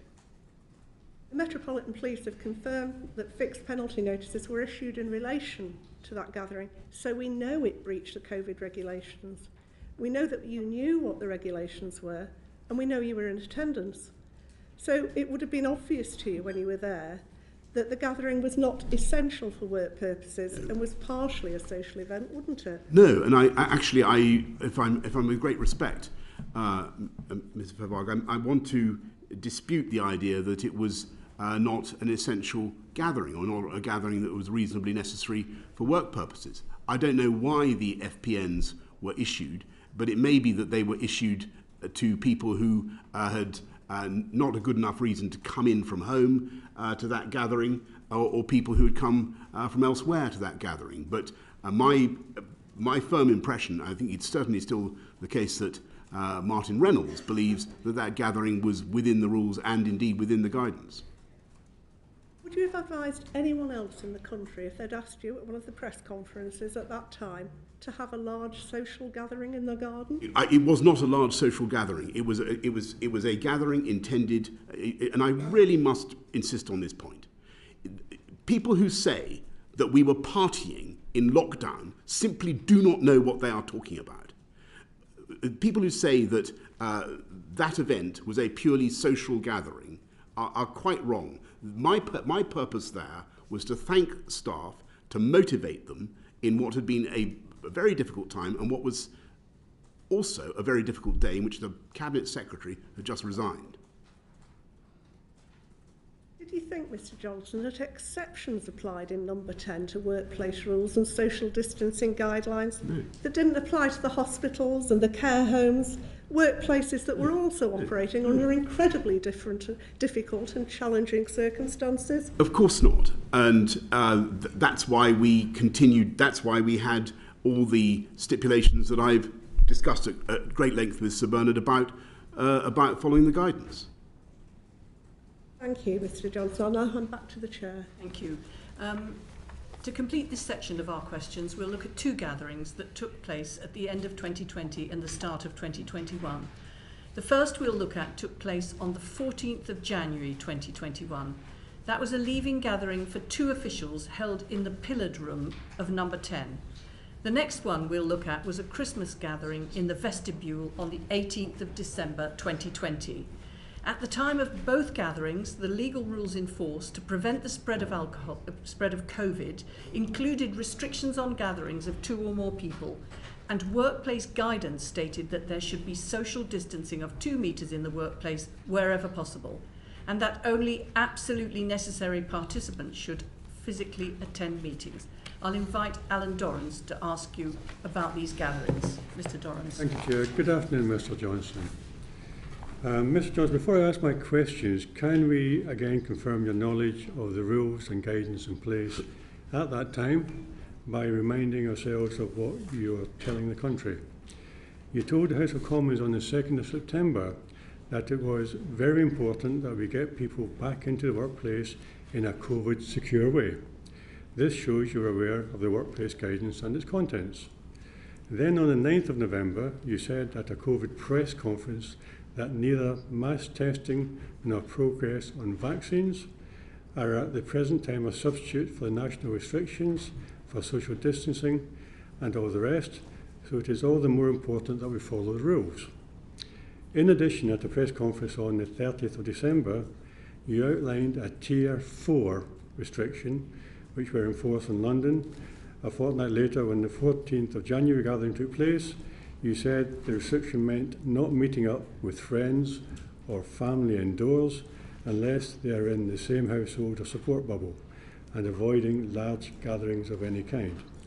My first question to you, is that your understanding of the rules? Yes, thank you. Thank you. My first question will concentrate on the gathering of the 14th of January 2021. This was a leaving event for two officials held in the pillared room at number 10. We have evidence that approximately 15 people attended. We will now show you a picture of this gathering on the screen.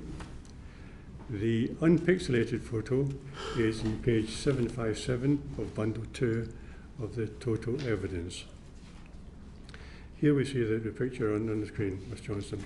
The photograph shows yourself and at least other people, 11 other people in attendance in the unpixelated picture. The Metropolitan Police have confirmed fixed penalty notices were issued to some individuals who attended this gathering, as it breached the COVID regulations in place at the time and was not reasonably necessary for work. This breach of the COVID rules would have been obvious to you when you were there, wouldn't it?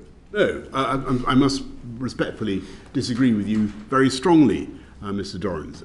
On the contrary, what I see there is, and I know that there's some bottles on the table, but you have there you're looking, actually, I think that's a Zoom. That's somebody a screenshot taken from Zoom, I would guess, because you've got people at this event. A large number of the people were actually on Zoom. You've got people who work with each other every day, who use that room for meetings, and who are meeting briefly to say thank you and farewell to, I think, two talented young officials. I think Malcolm Reed and Alex Burns was the occasion, and it was the.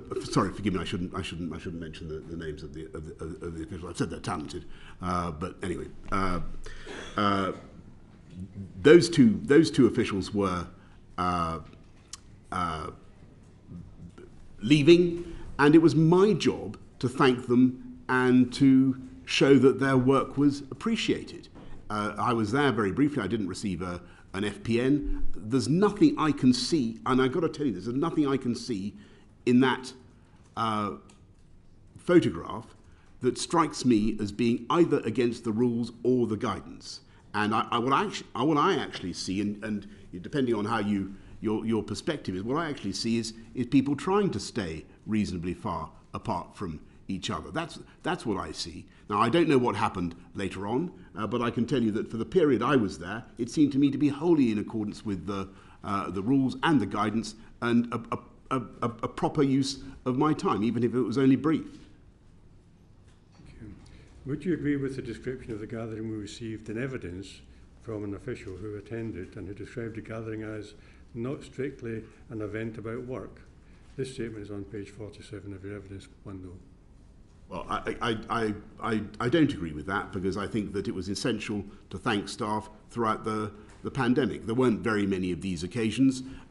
When they occurred, I thought it was right and proper for me to motivate staff by saying how we were doing and to thank them for what they'd done. It wasn't just the staff who were leaving who needed to be appreciated, it was the staff who were there who needed to be motivated. Thank you. The picture shows this gathering, and it appears to show multiple bottles of alcohol in the bottom right-hand corner of the photograph. Would you say that that is strictly necessary for a work event? It's customary to say farewell to people in this country with a toast. I didn't see any sign of drunkenness or excess, and had no knowledge of, I don't know why anybody would have been fined for that event. I don't know what happened later on.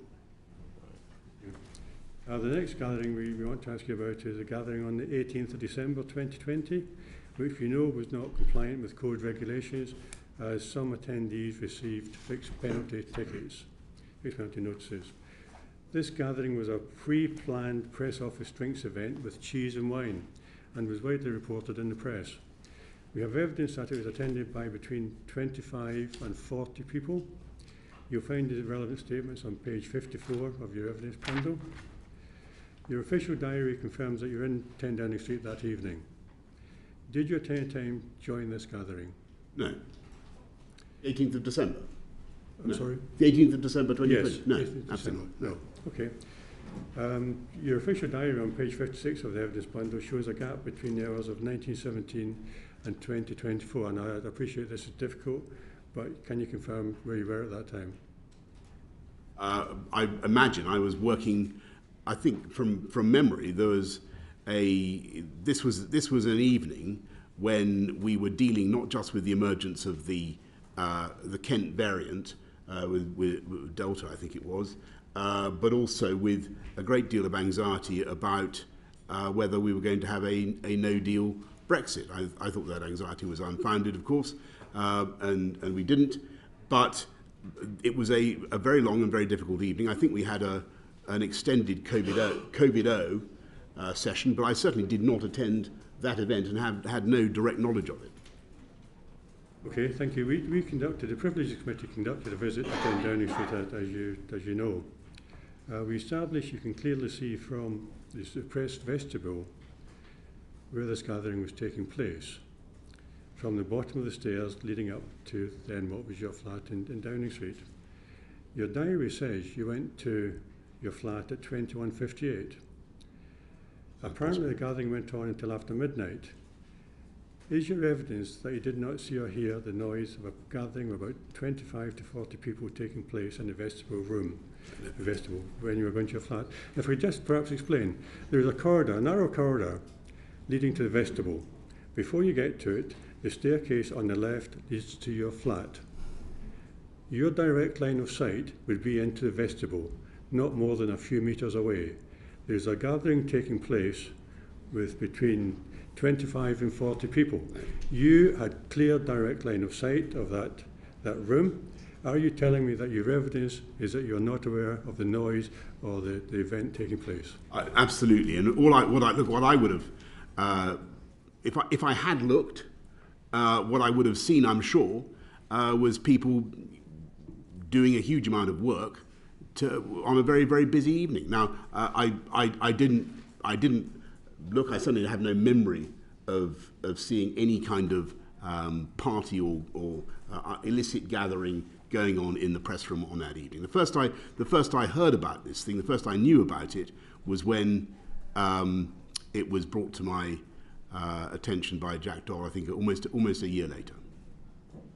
Thank you. Mr. Johnson, if we turn to pages 54 or 56 of your evidence bundle, you will see that this gathering was described in evidence we've received as beyond desk drinks and far more relaxed than it should have been, when people were shoulder to shoulder with each other, and that one number 10 staff member who did not attend said they later heard that the gathering had turned into a party. Did anyone tell you about that? Well, no, they didn't. And this is the crucial point. Nobody raised any anxieties about that event with me before I stood up in the House of Commons. Nobody said to me that we've had something we've done something that in the almost a year that followed between December the 18th, 2020 and 30th of November 2021, when Jack Dole came to see me. The thing was a complete blank to me, right? The Metropolitan Police have confirmed fixed penalty notices were issued to some attendees at that gathering. Clearly, therefore, it breached the rules. There are no witnesses to say that you were at the gathering, but did anyone make you aware at the time or after it happened that it had not been compliant with COVID rules? No. Thank you.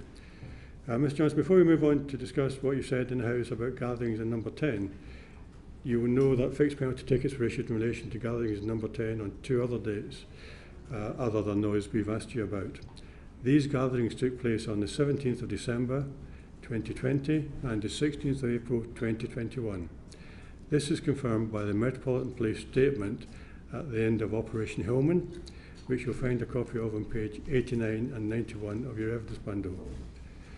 Did you ever have any reason to think that COVID rules may have been broken at this gathering on either of these dates prior to 2021, December 2021? So which dates, forgive me, Alan? 17th of December and the 16th of April.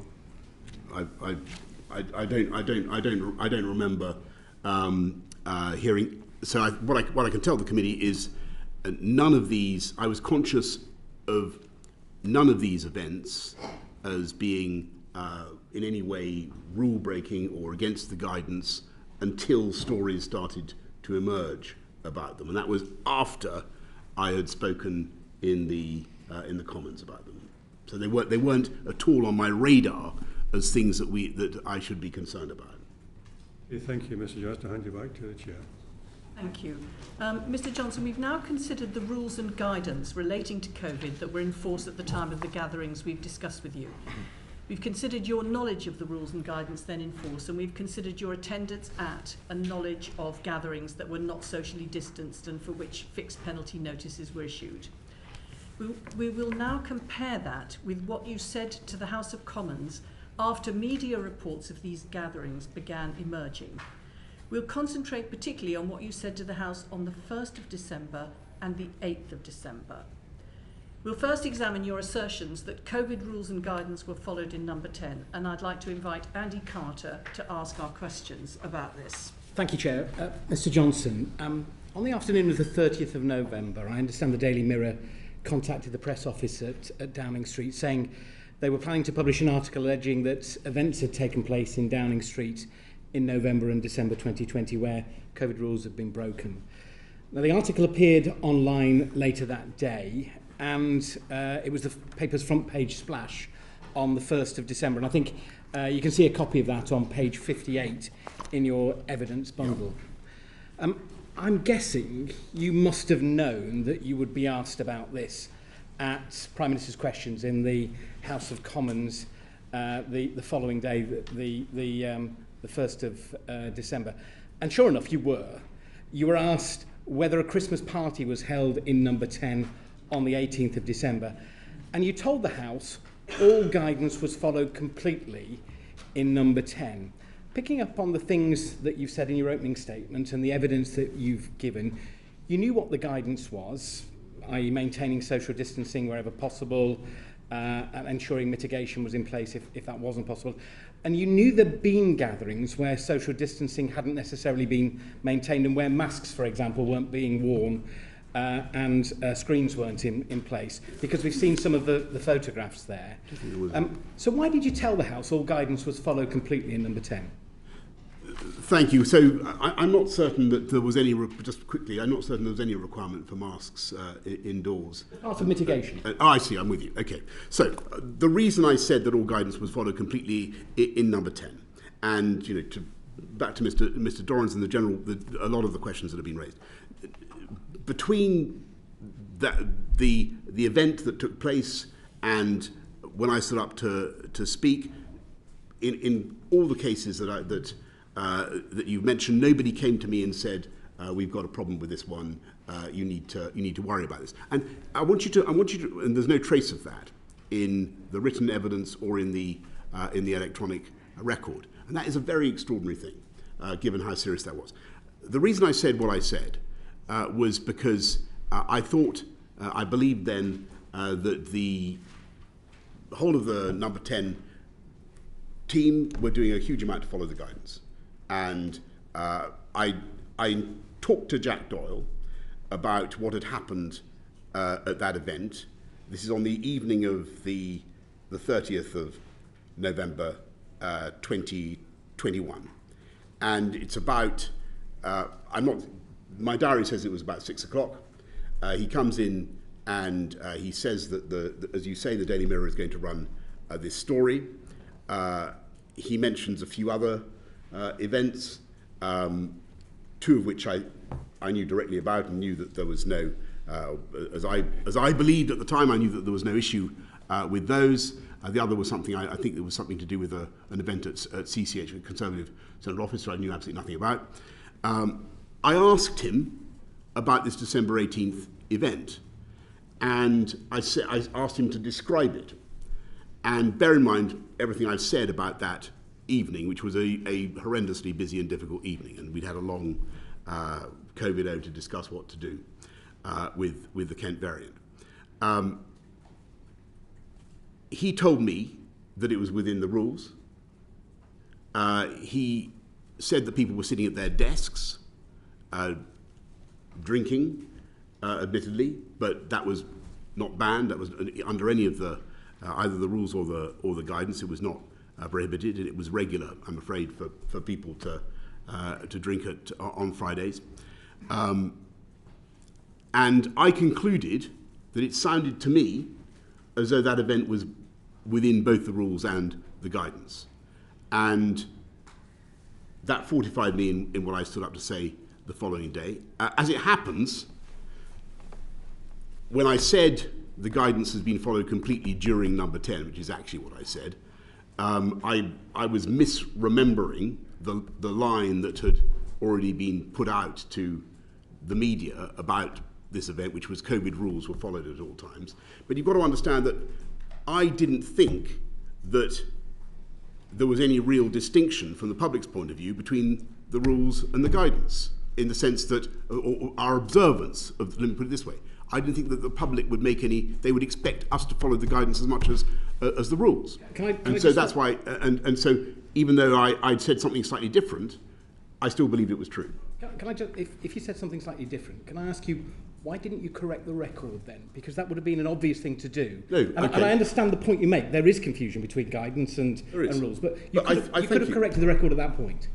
Well, I didn't think there was any appreciable difference, because it was our job to follow the guidance as much as to follow the rules. And my view, as I've said repeatedly to the committee this afternoon, is that I believe we were following the guidance. And in spite of the pictures that we've all looked at, which seem to show a lack of perfect social distancing, I believe that what we were doing was in conformity with the rules, certainly was for the period I was there, and I believe that the behaviour was reasonable given the constraints of the building, and therefore in accordance with the guidance. So that's what I said. I said.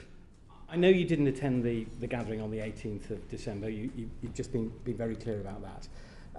But you had attended some of the other gatherings that we've talked about. And you've just said that you asked Mr. Kane about the gathering on the 18th. So why didn't you tell the House at that point, when you were asked, that there were some of the gatherings in number 10? I told, so it was Jack Doyle. I'm sorry, Jack Doyle. But because, and this goes to the heart of what we're trying to establish, I didn't think that those events were an issue.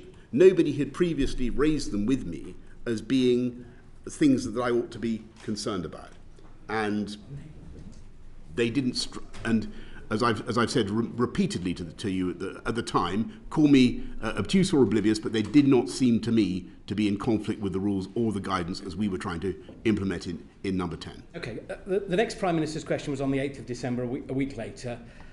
I think it probably would have been fair to say that you would have guessed that the topic would have been brought up again by the Leader of the Opposition, because the previous evening ITV had published a video of a mock press conference where number 10 staff were seemingly joking about the gatherings on the 18th of December. At PMQs on the 8th of December, you were asked if there was a party in number 10 on the 13th of November, and you told the House the guidance was followed and the rules were followed in Downing Street at all times. By the 8th of December, it had been a full week since you were first asked in the House about gatherings in number 10. The issue had continued to feature on the front page of many of the newspapers and, as we later saw on the television. What did you do in that week to prepare for any further questions about gatherings, to decide whether you needed to correct your previous statement that the guidance had been followed and whether you should reaffirm it? Well, I did, as the committee knows, I did the most obvious thing, which was when the Allegra video emerged on the evening of, I think, the 7th of December, I decided that I was getting conflicting information about what had happened at this gathering on the 18th of December. I was troubled by that. I hadn't been at the thing. I was relying on what I thought were the honest and well-intentioned descriptions of this from my trusted advisors, but clearly there was a difference of opinion. So I commissioned the Cabinet Secretary to conduct an inquiry. That's the most important thing that I did. By the end of that Prime Minister's questions on the 8th of December, you've been asked, I think, multiple times about the issue of gatherings in Downing Street, but at no point did you tell the House that you knew that there had been gatherings that you had attended, in particular the 5 we've raised with you. Why did you fail to tell the House on the 8th of December that there were gatherings that you'd attended? But Mr. Carter, you've got to understand that in my mind at the time, these did not seem to me to be improper or offensive events. So they weren't in my consciousness because You thought they were I thought they were work events. As I said to the House when we came to discuss the May 20th event, and I came to the House to explain, I made it very clear that I thought that was a work event, and indeed I still do. Having told the House on the 8th of December that the guidance was followed and the rules were followed at all times in Downing Street, you then reiterated this the following month. You told the House at Prime Minister's questions on January the 12th, I believe that the events in question were within the guidance and were within the rules. You knew what the rules and guidance were, and you personally attended at least 4 gatherings, those of the 20th of May, the 19th of June, the 13th of November, and the 14th of January 2021, for which fixed penalty notices were issued to attendees, which hadn't been compliant with the rules, and at which breaches of the rules and guidance must have been obvious to you because you were there and you saw... So the only FPN that I received was for the event that we've been over in some detail, which was the event in the Cabinet Room.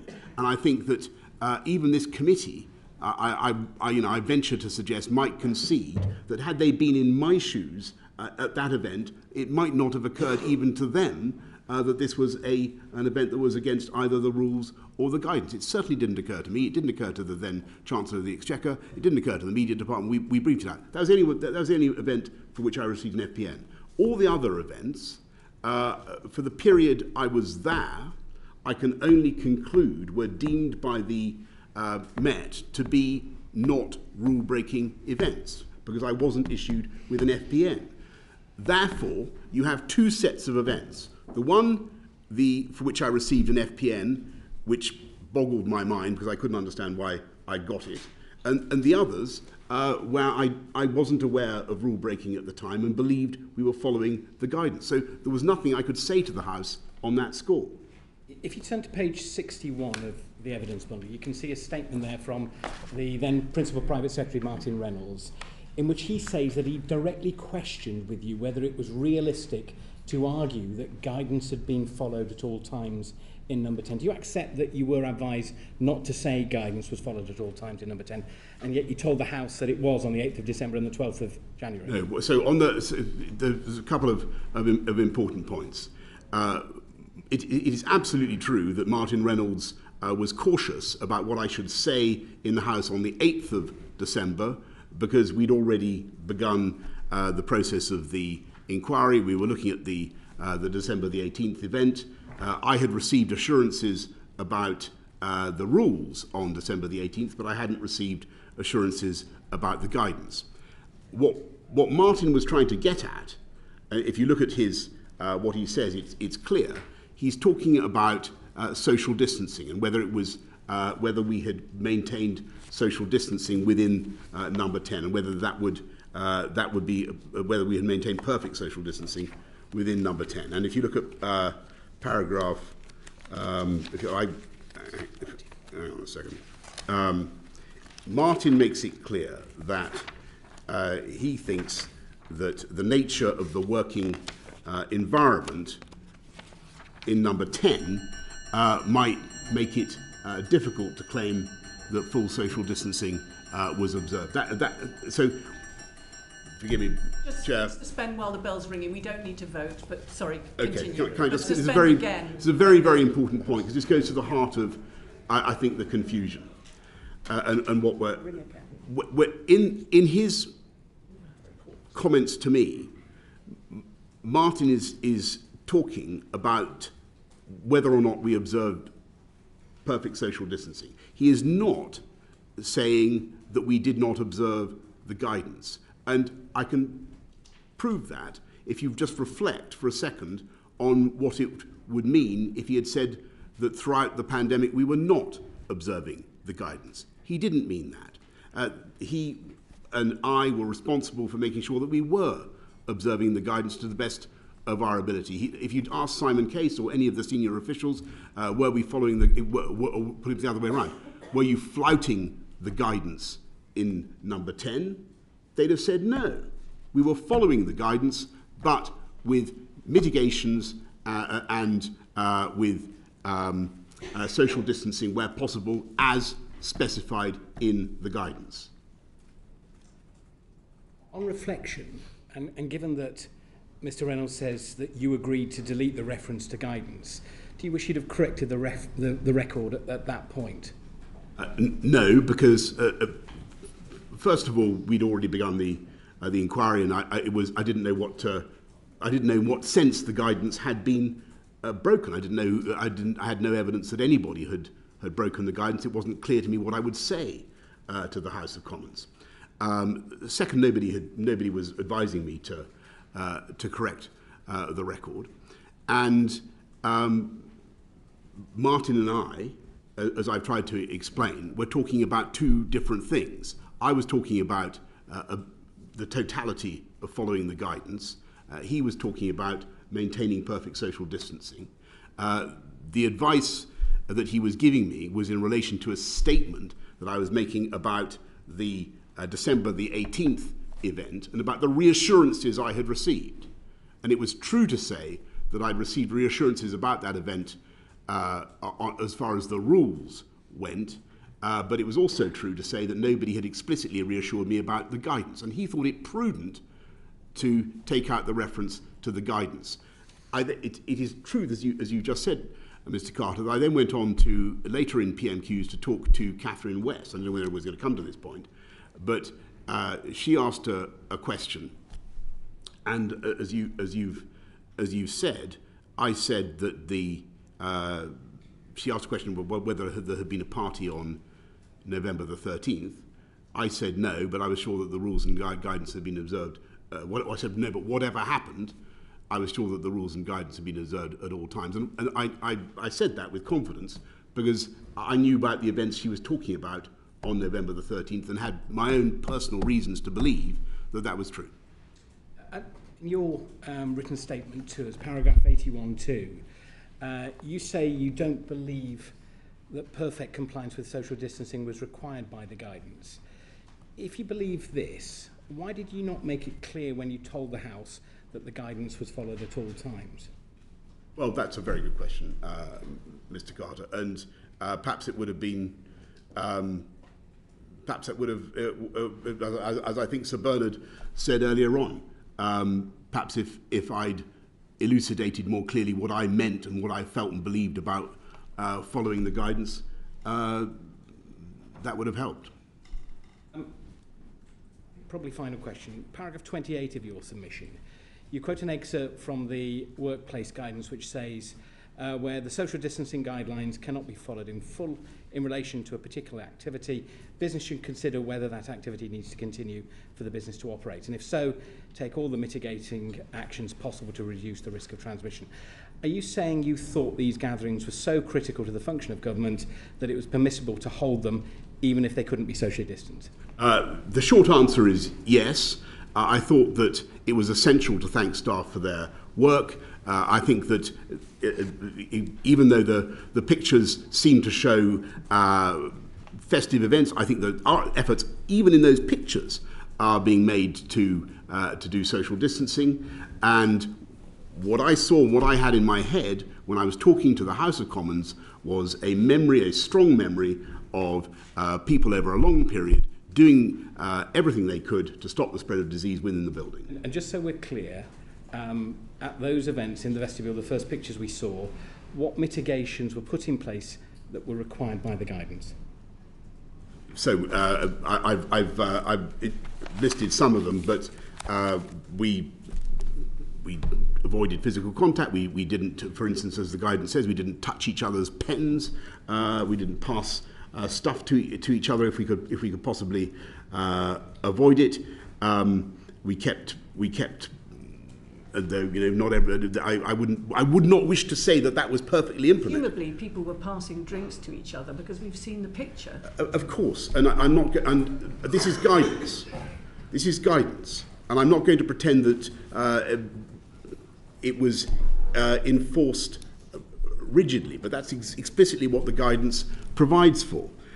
We had Zoom meetings. We had a great reduction in the numbers of people in the building overall. We had signs telling you which way to walk.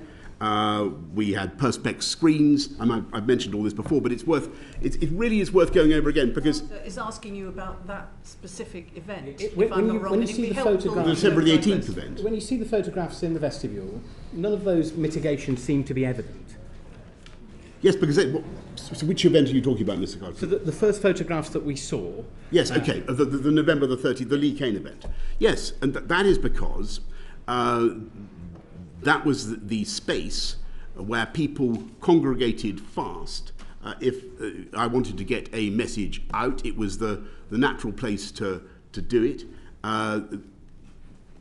Yes, you don't see... you don't see... perspex screens there, but that doesn't mean that there wasn't sanitizer and efforts to restrict the spread of COVID. Final question for me. And just as just in all of this, bear in mind that we believed, Martin Reynolds believed, everybody responsible for the health of the building and the health of employees in the building believed that the guidance was being very considerably augmented in a way that went beyond the guidance by the testing regime that I've described. I don't think any members of this committee don't recognise the challenges that you were facing, the team were facing in Downing Street, and the steps that were being put in place to try and keep people safe.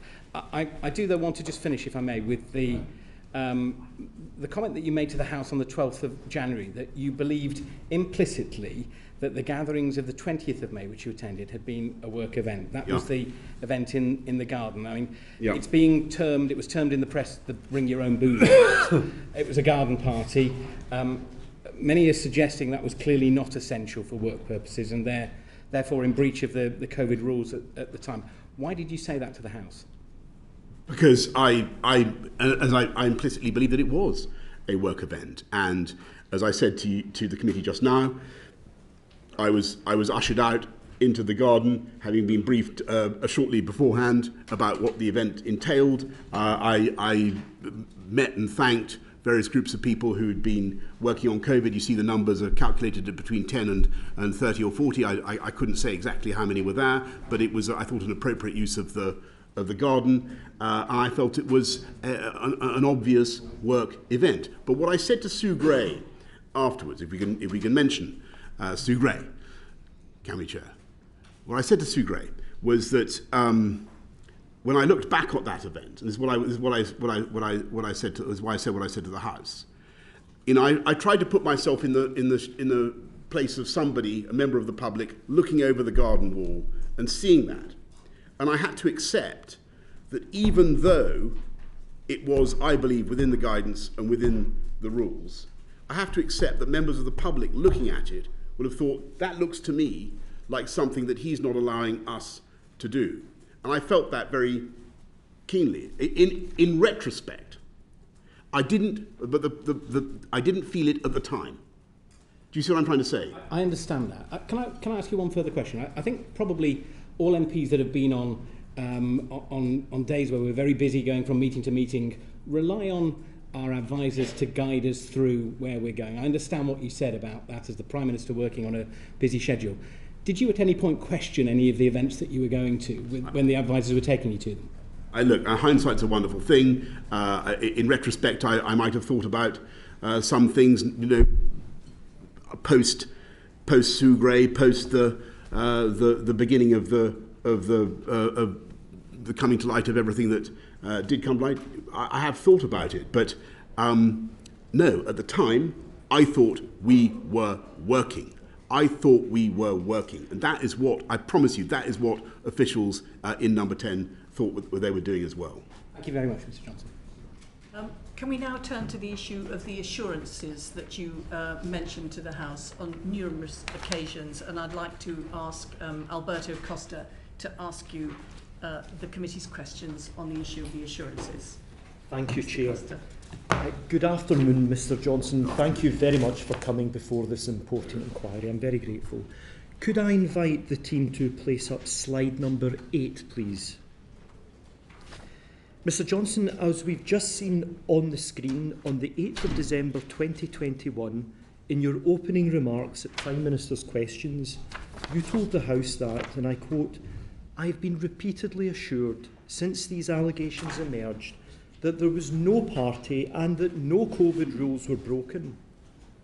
In response to subsequent questions, you said that, quote, "I've been repeatedly assured that the rules were not broken."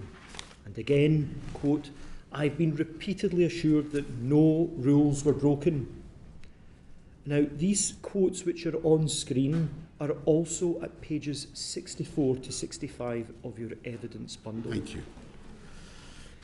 Mr Johnson, may I ask, did any government law officer or any member of the government legal department, such as the Attorney General, Solicitor General, or any one of the hundreds of solicitors and barristers that work for the government, did any one of those give you the assurance? Thank you very much, Mr Costa. Well, no, the short answer is no, they didn't, but nor did I seek assurances from them, nor did I claim that I had. I don't think I claimed at any stage that I'd received assurances from law officers or legal representatives. The people that I said, the people who had given me the assurances, there were more than one, and it was indeed on more than one occasion. And so, would it be helpful if I told you why I said I was repeatedly assured? Mr Costa ask his questions and then Fine. Just follow the course of his questioning, if you would. Very interested to hear, of course, your full responses. Can I ask, did the head of the civil service, Simon Case, or any other career senior permanent civil servant give you these assurances? Well, it follows from I think from Martin Reynolds' evidence that he thought that the rules had not been broken. If you look at what he has to say, I don't remember being specifically assured by any senior civil servant about the rules or the guidance within Number 10. But the interesting thing is that, to the contrary, nobody gave me any contrary. We'll come to that in a moment, if we may. Thank you. In paragraph 90 of your very helpful written submission, you say that the assurances were given to you by Jack Doyle and James Slack. That's right. Their statements confirming this are on pages 70 72 and 75 of your evidence bundle. Yeah. Now, they are both individuals you had personally appointed to the position of Director of Communications at Number 10. They were political advisors who dealt with the media. Why did you rely on an assurance from political advisors rather than, as I've mentioned, a permanent civil servant, or more importantly, a government lawyer? So here's the simple answer is that when I needed to discover what had happened, whether the rules were broken, I went first, of course, or I asked first the senior advisor who was there, and that was Jack Doyle. The following week, you can see that Jack Doyle says that he confirms that he says in a WhatsApp to me, you can say, I've been assured that there was no party and no rules were broken. So he says that again to me. I also then rang James Slack, and both Jack and James Slack are people I have the utmost regard for, and I believe they would be completely straight with me about what had happened. And they both said that the rules had not been broken. And the reason I didn't ask a lawyer or another senior civil servant is because they were the people who'd been there. Yes. And they were the direct, they could give a view about the legality of that event that I didn't think a non-eyewitness would be able to do. Okay.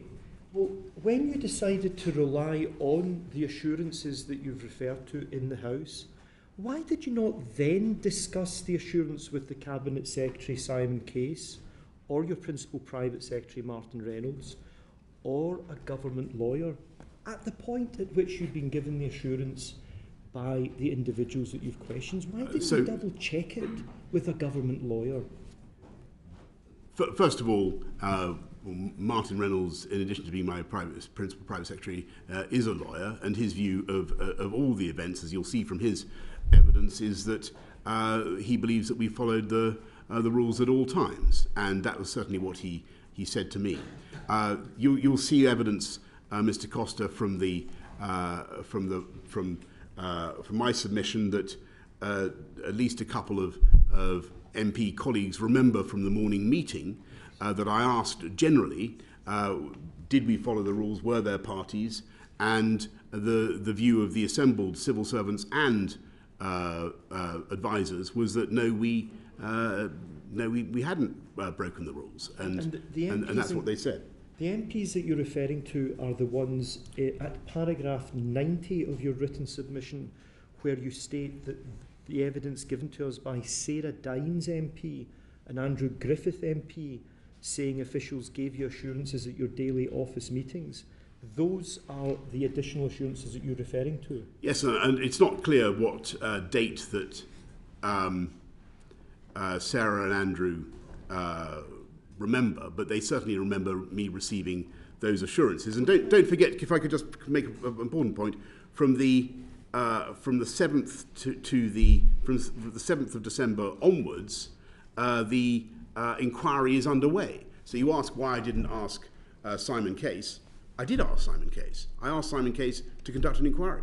Well, I'm very grateful that you recall Sarah Dines MP and Andrew Griffith MP giving you the assurances, but you were present at those meetings where those two MPs said that assurances had been given. So if I just may ask the question, and you can correct me if I've misunderstood the point, who were the officials who gave these assurances in these meetings that you've referred to at paragraph 90 in your written submissions? Well, I can't name these name officials. Me one. I don't know if I don't know if I can. I think that. Why not?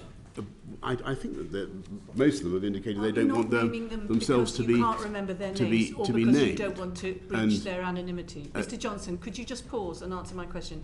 Are you not naming these officials who you say were giving you these assurances because you can't remember who they were, or you can't remember their names, or because you don't want to name them because of confidentiality? There's at least one advisor that I can think of that who was asked not to be named, and she would have been in the morning meeting, and I don't want to... Well, could you follow that up in writing through your lawyers to the inquiry, confirming the name of the individual that you recall gave you the assurance that the meetings referred to by these two entities? If I may say so, Mr. Costa, I don't quite follow the direction of your questions, because it's clear from what I've said that I was assured assured repeatedly by different people and on different occasions that the rules have been followed. Well, and we're trying to ascertain who these individuals were, so it'd be very helpful if you could follow up with the individual that you've just referred to.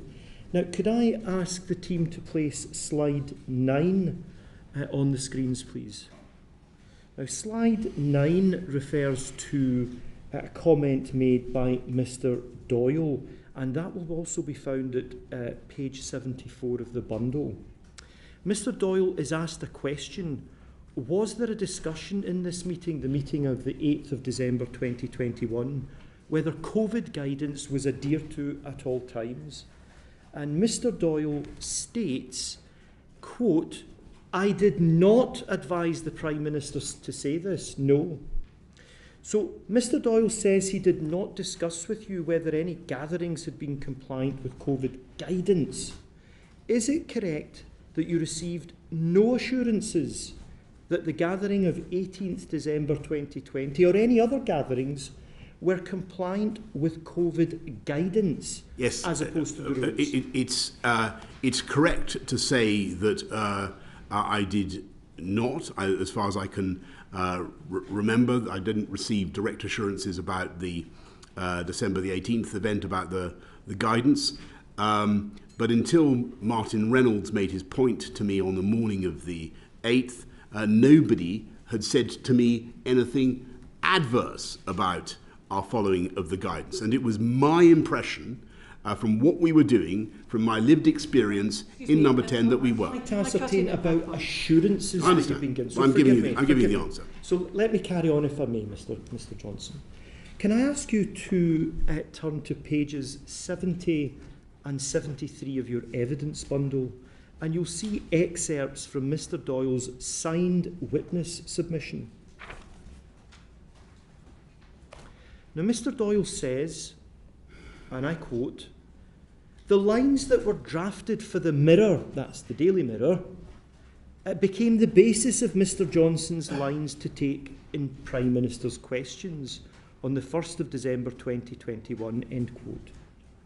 He also says, in relation to a conversation he had with you on the 30th of November, quote, "I said that we have had an inquiry from the Daily Mirror." He said, "What is our line?" End quote. Page 76 of your evidence bundle shows the line sent to the Mirror was, quote, "COVID rules were followed at all times," end quote. So that line, Mr. Johnson, the assurance that you relied on in the House of Commons on the 8th of December, was initially developed as no more than a media line to hold at bay press inquiries, wasn't it? Yes, but I don't see any great vice in that. And I think we have to be absolutely realistic about how government is carried on. And if a minister cannot rely on the advice of senior and trusted officials when you have to get a huge amount of business done, then it would be impossible for government to carry on. Could I ask you to, you've acknowledged that it was developed as a media line to hold at bay the press inquiries. So I think we need to hear from Mr. Costa his next question. Thank you, Chair. It is the case, isn't it, that Jack Doyle, the person whose purported assurance you sought to rely on, was himself doubtful about the compliance of some of these gatherings with the rules and guidance. Now, Mr. Johnson... I don't know, whence do you derive that? I'm going to help you. I'm going to help you. If you turn to page 79 of your evidence bundle...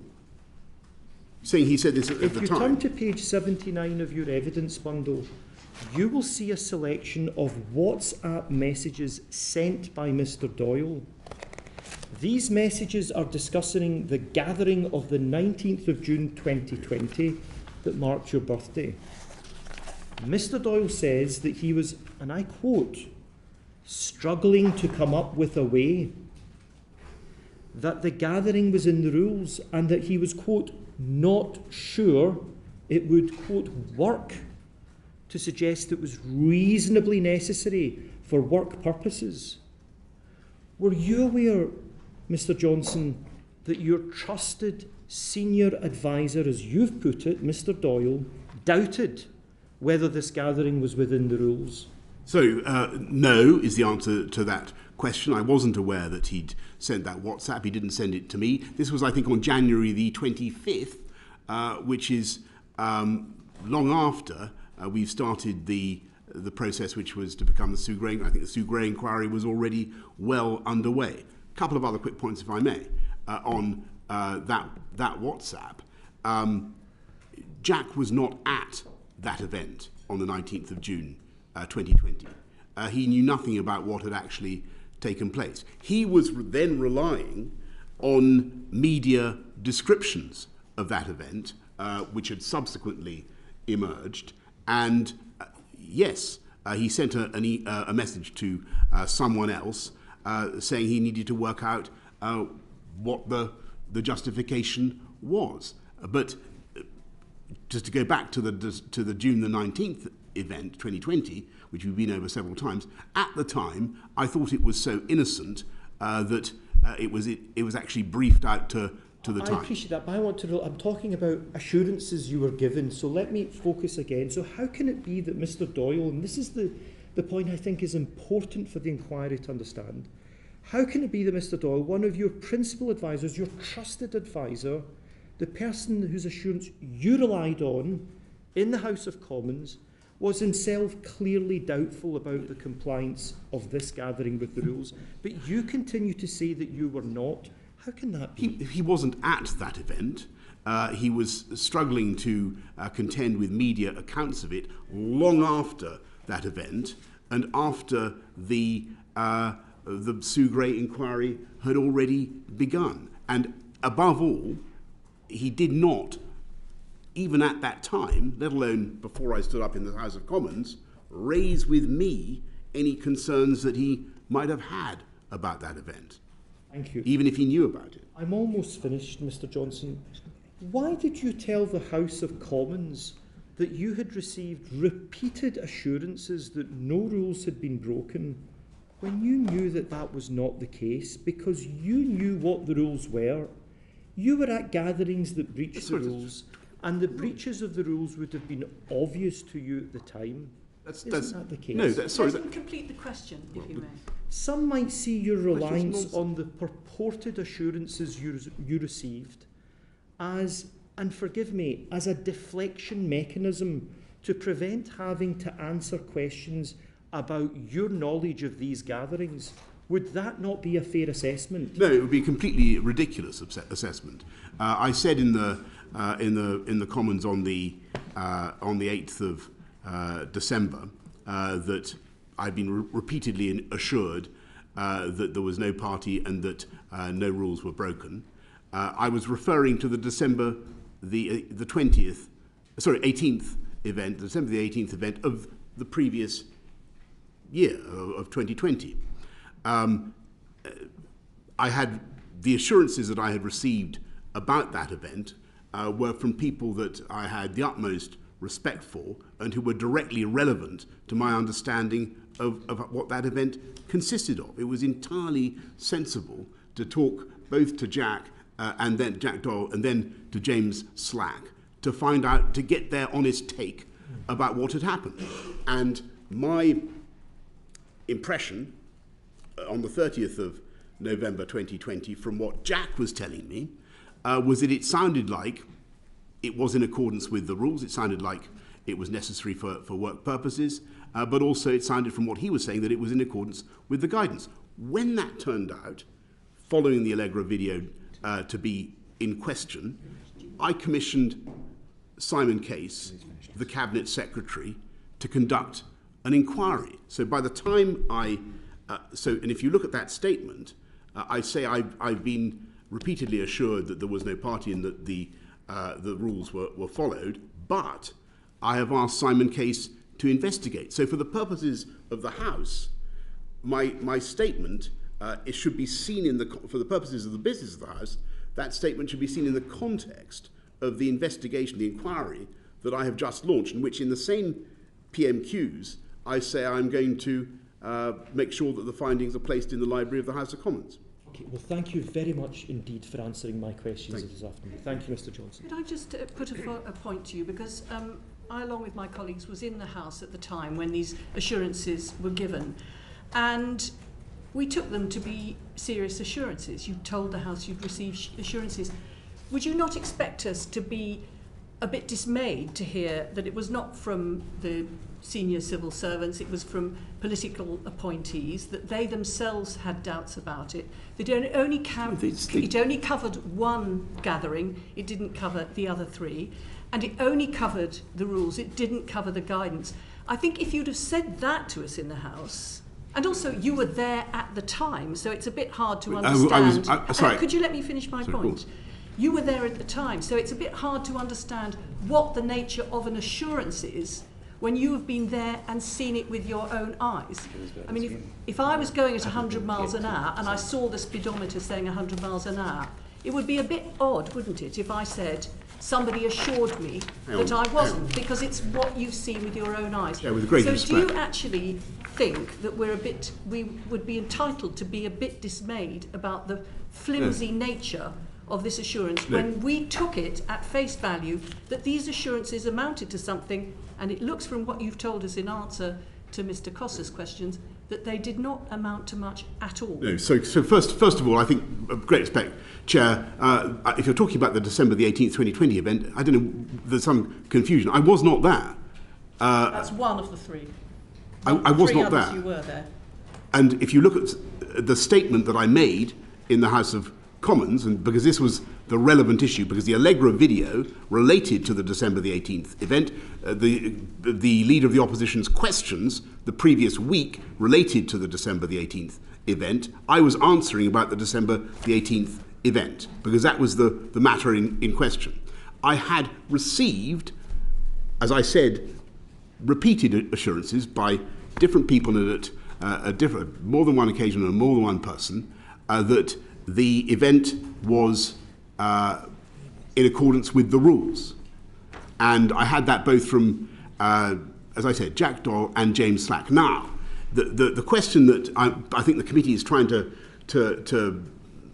unpick is that a good enough assurance? Is it good enough to rely on the Director of Communications and the former Director of Communications about one event, no matter how eminent they may be?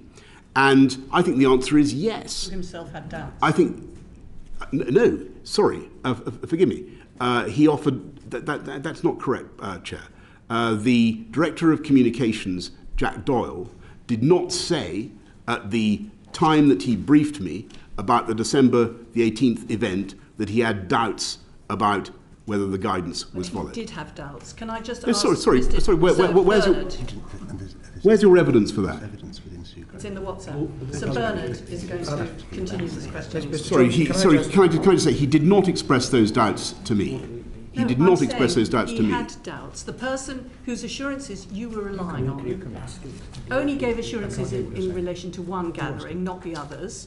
Only gave assurances of the rules, not about COVID. It was a line. Chair, I was being asked about the one gathering. The Leader of the Opposition, you played his clip just now. That was, everybody saw it. He was asking about, he said, was there a party in which loads of people came to a Christmas party in Downing Street last year? That was the question.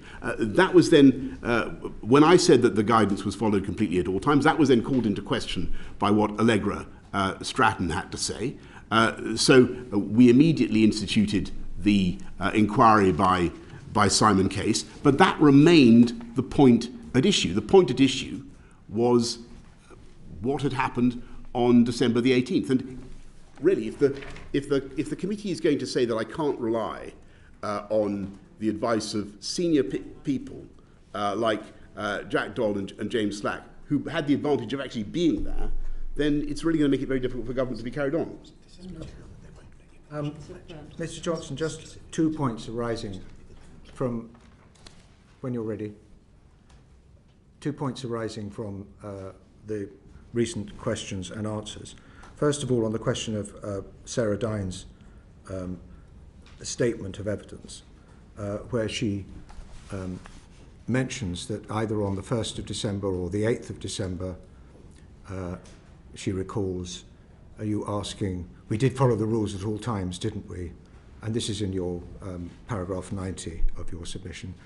And I recall more than one person in the room said, yes, of course.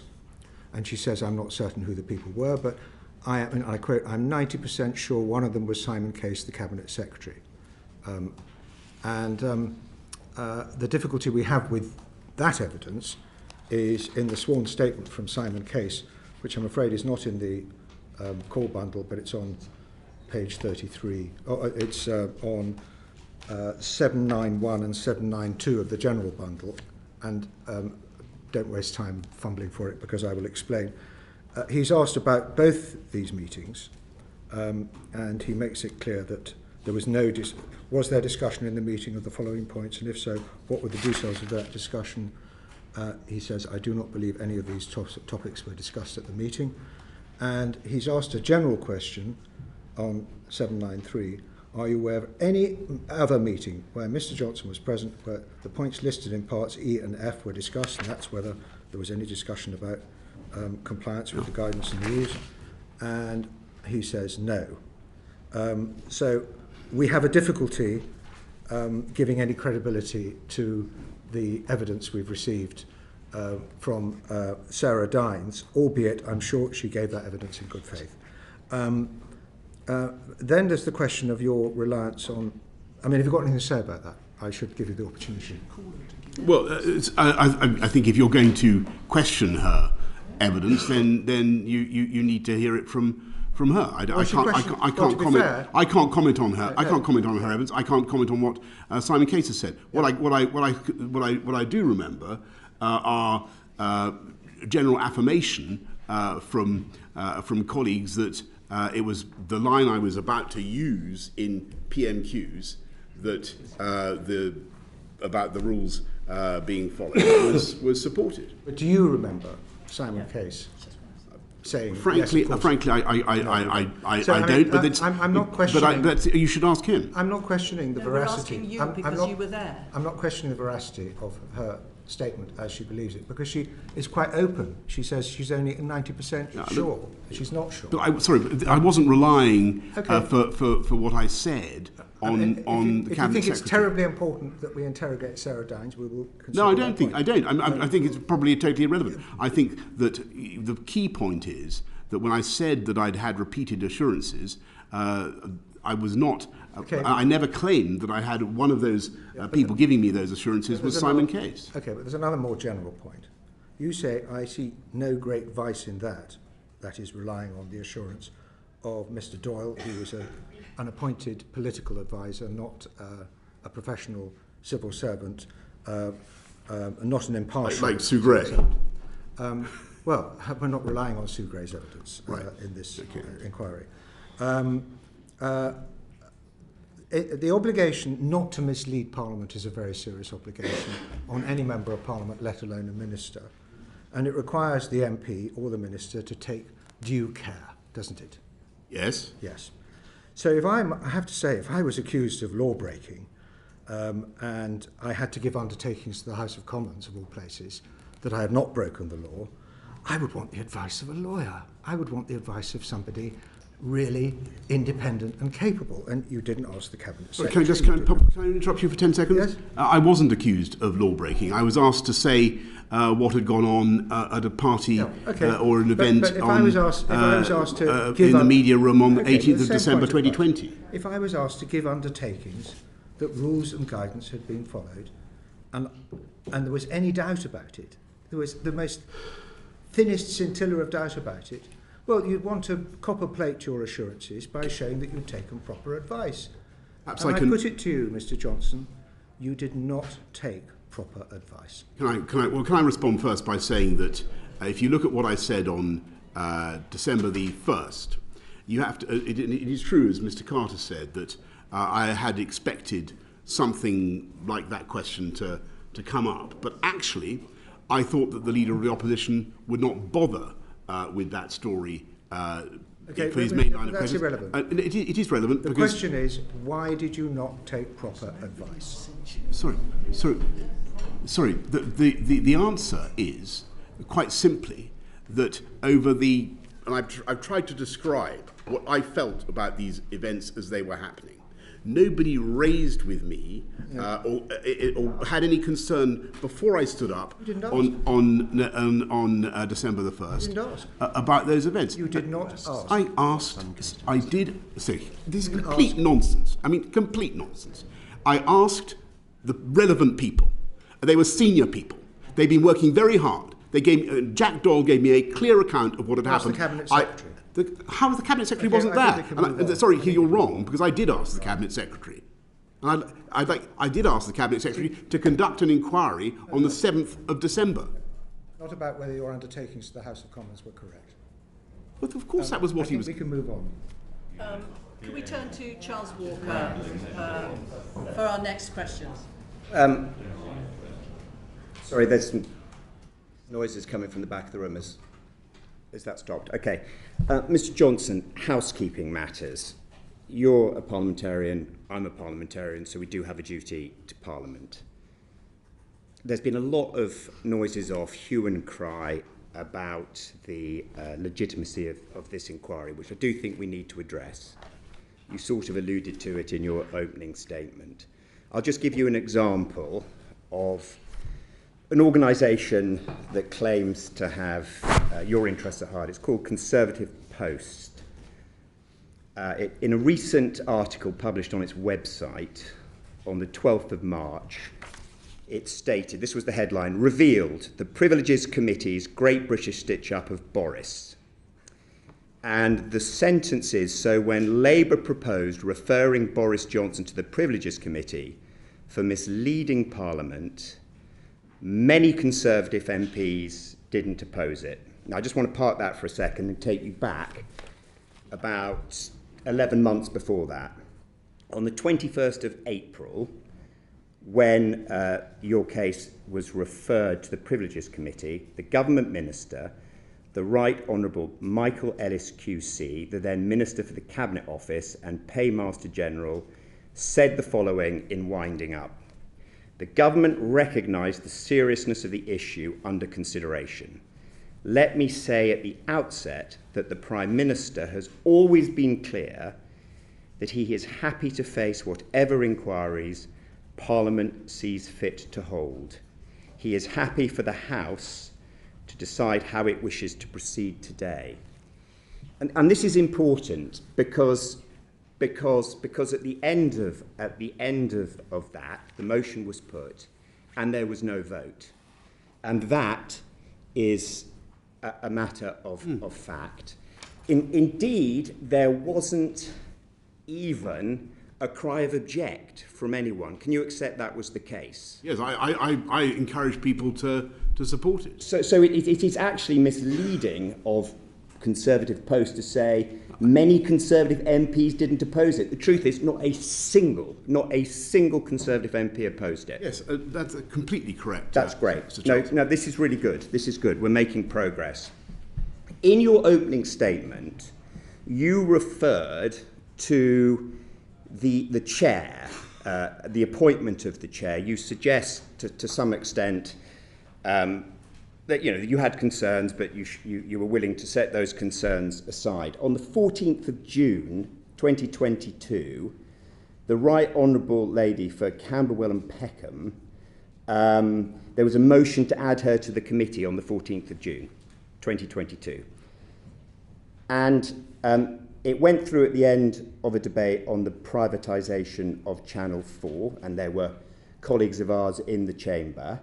And when the motion was put and the Right Honourable Lady's name was mentioned, there was not a single cry of object, not one, not even from a little mouse scuttling across the floor, not a single cry of object on the 14th of June. Can you accept that as well?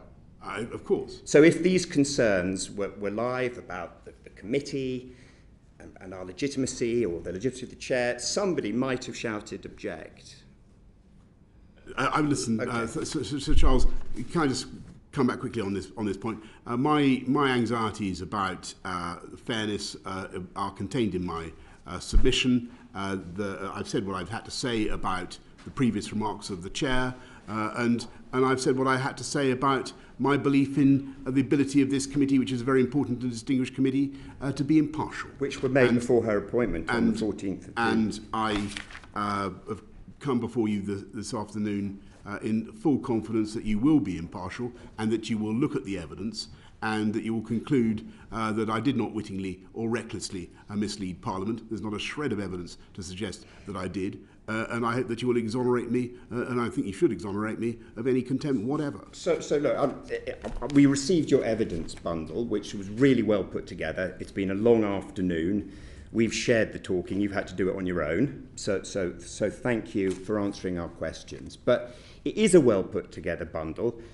I just feel that the way things have been conducted is that your supporters, I'm not saying you, I'm saying your supporters seem to want it both ways. They're hoping that the evidence you've given in 52 pages will exonerate you, give you a clean bill of health.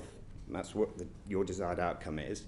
But just in case that doesn't happen, there has been a concerted effort to delegitimise the committee, to call us a kangaroo court. Have you characterised us as a kangaroo court? You can tell by my presence this afternoon, by the seriousness with which I've taken your questions, by my attempts to answer in detail the points you've put to me, how seriously I take you and your committee, the respect I have for this institution of Parliament, and for better or worse, whatever the issues of fairness that I may have raised in my submission, this is the body that decides on standards and privileges. This is the committee that does it. There's no other way of doing it. That's why I have come here, out of respect for the committee, out of respect for Parliament, and because I do not believe that you can conceivably find me guilty of wittingly misleading Parliament on the basis of the evidence that you have assembled. So as a parliamentarian,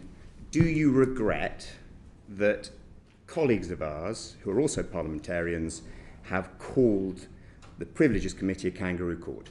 I don't want anybody to cause any colleague any. There should be no intimidation, or there should be no attempt to bully any colleague in any matter whatever. Or is that a yes or a no? Yes. But you regret that they... Sorry, I'm not... Because I regret it. I'm not... As a parliamentarian, do you regret it? My questions of fairness are well documented in my submission.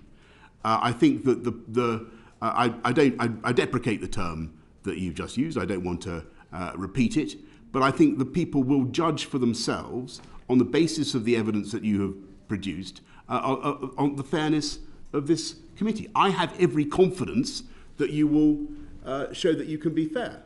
Okay, I'm nearly done. Can I just interject, if I may, Chair? Will you accept that this committee can be fair and wrong, rather than being unfair and a witch hunt? I certainly think that, let me put it this way, Mr. Costa, I think if this committee were to find me in contempt of Parliament, having come and done something so utterly insane and contrary to my beliefs and my principles, is to come to Parliament and wittingly lie, I think that would be not only unfair, I think it would be wrong. But you wouldn't categorise it as a witch hunt or a kangaroo court. That's the point I'm asking. I think I will wait to see how you proceed with the evidence that you have. But I do not wish to. I will study your conclusions from the evidence. I deprecate the terms that you have used. I don't want to see good colleagues feeling that they're under pressure. Either way, I believe that if you study this evidence impartially, you will come to the conclusion that I've given. Nearly done. On the 25th of May, you described number 10, and here are the speech marks, a building that is 5,300 metres square across 5 floors, excluding the flats, Hundreds of staff are entitled to work there. And I'm really sorry, I think this is probably the last time you're going to be taken back to these dates. On the 1st of December, you will be well aware that you said to the Leader of the Opposition all guidance was followed completely in number 10. On the 8th of December, again to the Leader of the Opposition, you said, I have been repeatedly assured that the rules were not broken, and then, I'll rattle through this quickly, on the 8th of December to Catherine West, regarding 13th of November alleged party, I'm sure whatever happened, the guidance was followed and the rules were followed at all times. You received assurances from a number of people.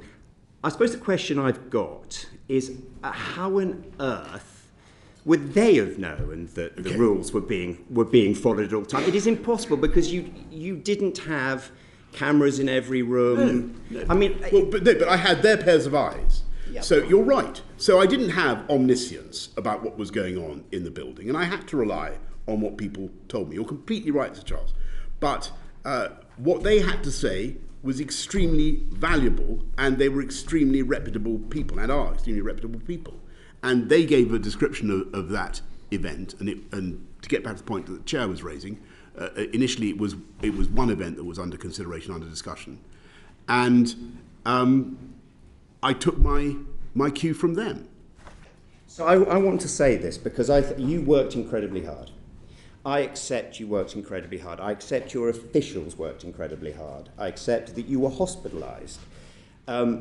We got the vaccines out. You worked incredibly hard. I suppose what I'm left with, and I'm not sure if this helps or hinders your case, is when you look at 126 fixed penalty notices handed out to number 10, it is clear that Simon Case, Martin Reynolds, Jack Doyle, Lee Kane, James Slack, all of them really had no idea what was going on, because if they had, it is highly unlikely 126 fixed penalty notices would have been handed out. And can I just say, Sir Charles, that you put your finger on the crucial point, because if the committee thinks that I must have known, or to get back to the conversation we've had, the doctrine of obviousness, if it was obvious to me, then it would have been obvious to those other senior and distinguished people. It really wasn't. And I was very shocked to get my own FPN, and amazed, frankly, by the number of other FPNs. Clearly what happened, if we don't want to go over it again, we don't want to reinvestigate, but I think what happened basically was that on a few evenings, events did simply go on far too long. And I can't apologise for that enough, but we are where we are. So I don't want to try your patience, because you have been here a long time. If not deliberate, is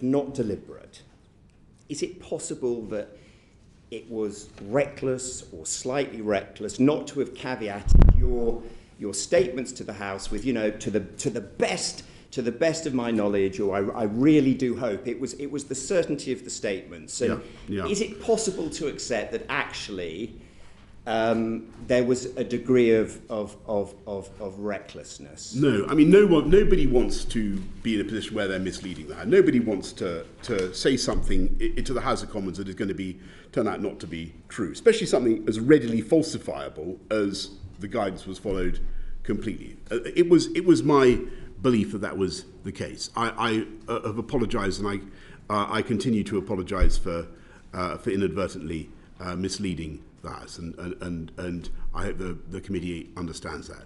But it was not deliberate. It was based on my genuine understanding and belief about what we were doing, what we had been doing for a long time. And I think that your point just now was one of the most important ones in this whole business. It wasn't obvious to me that there were problems with some events, and it wasn't obvious to the other senior people that you've described. Thank you. I just want to finally explore the question of the correcting the record issue, because there's been a lot of discussion about you having corrected the record, and I just want to explore one aspect of that and put this to you. What you said on the 25th of May 2022, you said, I'm happy to set on the record now that when I came to this House and said in all sincerity that the rules and guidance had been followed at all times, it was what I believed to be true. And you've said that to us this afternoon. You then go on to say, it was certainly the case that when I was present at gatherings to wish staff farewell. So what you said to the House, by way of a purported correction, was that it was certainly the case when you were present at gatherings to wish staff farewell that the guidance had been followed at all times. Do you want to reassert that, or do you want to correct the record and acknowledge here that actually the guidance was not followed at all times, just so we're clear, because you can correct the record to this committee.